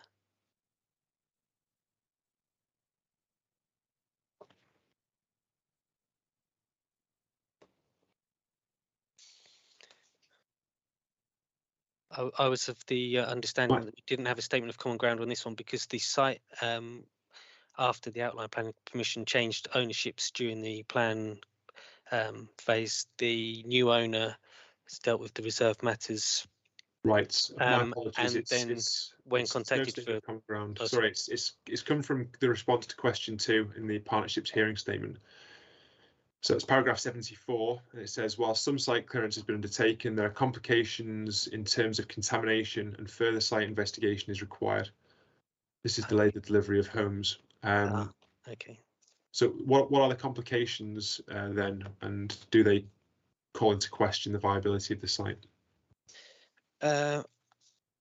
Not as far as I'm aware, sir. I thought that was an ongoing site. I've not been informed of any viability concerns. Okay, I think as a minimum it needs to go back. You've said there in your hearing statement there are complications in terms of contamination and further site investigation is required. Yep. Obviously the hearing statement is relatively new. It was submitted a month ago. Yep. In which case is it more reasonable to push it back not into next year if further investigations are required, but the year after? I would accept that as a proposal, sir. Yes. Okay, fine. Just one comment on the policy wording. Again, it's the cross-reference to policy 2, just to be mindful of the fact that may need to be updating. It needs to be updated, sorry, as part 4 of the policy. Okay, thank you, sir. Okay. Site K next is in the MIQ list, local plan reference R42, land west of Bluebell Road, north of Daisy Hill Court, Westfield View. Just a couple of brief comments on the policy wording here. Part 3 refers to securing provision of 17.5 hectares of public open space and adjoining land. Is that the same ownership as the allocated site? And firstly, and secondly, is a contribution of that scale proportionate to an allocation of this size? Sorry. Yeah, I'll respond on this one, sir. Just let me, one moment, just go to the site. It is, I can confirm it is in the same ownership. Berkshire Mowers own that land, and the public access is already, sorry, one moment. Public access is already available. This is adjacent to the Yare Valley, the river valley. There's an area called Strawberry Fields, which has been made available to the public, and there's been investment in footpaths and so on. Forever, given it Strawberry Fields. It has been, and yes, that's something we've quoted as well. Yeah. Yes, it's Strawberry Fields forever, and it is actually a wonderful location. I personally live there and go walking there very often, but it is a great public asset. Okay, so that's already been secured by the extant consents. That's fine. I'm aware we did say we'd finish at 4:30. I think for neatness, it'd be good to finish the Norwich sites, and I don't have an awful lot more to ask about the remaining ones, because we are on now to the much smaller sites than the ones we originally discussed. Are there any final comments on site K, which is reference R42, before we move on? Okay, I don't have any comments, and I've got everything I need from the hearing statements on site R19, which is L in the MIQs. Are there any comments before we move on that site? Not for me, sir, no. Okay, so M, site M in the MIQ list, local plan ref GNLP 0451, land adjoining Sentinel's House, St Catherine's Yard, Surrey Street. I've got the same issue here with the in commitment list in the trajectory. So presumably again, find the site, copy and paste the planning application reference, and we'll find the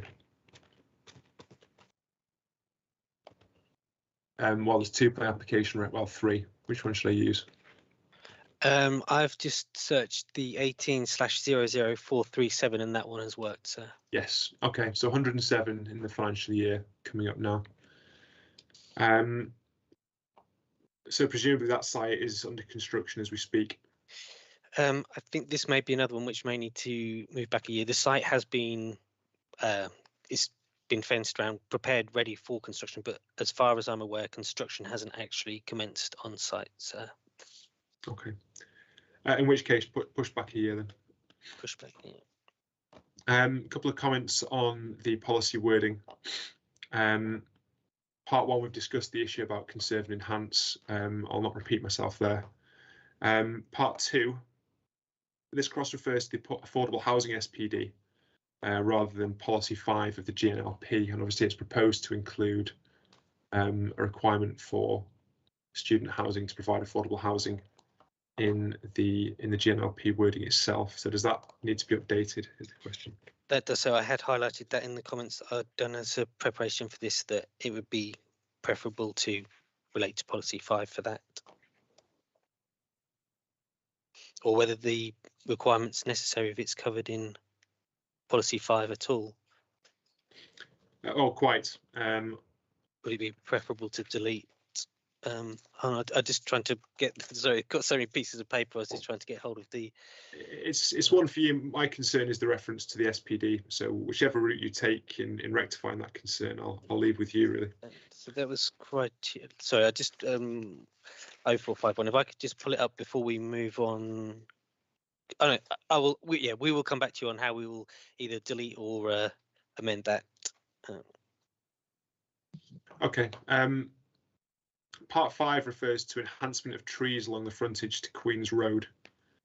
I wasn't clear what that meant really, because obviously there are trees along that frontage. Enhancing them as existing trees, I mean, whether it should say retention of rather than enhance, because it's not clear how you'd enhance them short of wrapping bunting around them or something. I'm not sure really. I accept They are existing trees. It's so presumably the requirement is to retain. That's the point really. Yep. I accept that point, sir. Yes, and understand. Okay. Does anyone else wish to make comments on this site or the detailed policy wording?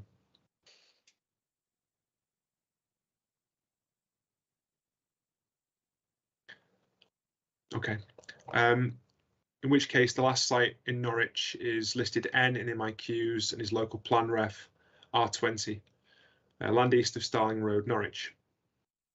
So let me call that up in my list.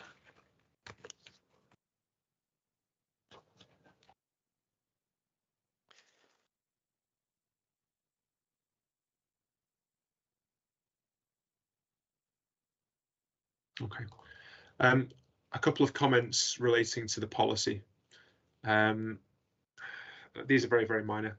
Part 2 is just a typo. It just says should take account, but it says should takes account. Again, like I say, a very minor point. Okay. I've gone to the wrong policy here. Yeah, so design should take, it says part 2, design should take, it's just get rid of the S on the end of type. Yep. A second typo, part 6, it's because it talks about, okay, so as the allocations in multiple ownership, shared access points are provided, should be provided, unless those access points are provided at present. Again, it's a typo really. Yep. Other than that, I didn't have any comments on the detailed policy wording there beyond those. Are there any comments on policy R20 or site R20? None from me, sir. Okay.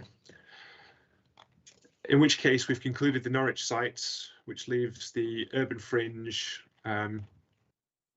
key service centres and village clusters for tomorrow morning. We do have the whole morning to finish them off. I think as we've seen today, for the smaller sites, often there aren't many comments from myself or many issues to address. From other sites, there are more so. We've had a long day today with fairly short breaks. As we said before, we'll look to finish now. So I'll thank you all for your comments today. Thank you for your participation, and we'll return first thing tomorrow and conclude on matter 12. Thank you. Goodbye. Thank you, sir. Thank you, sir.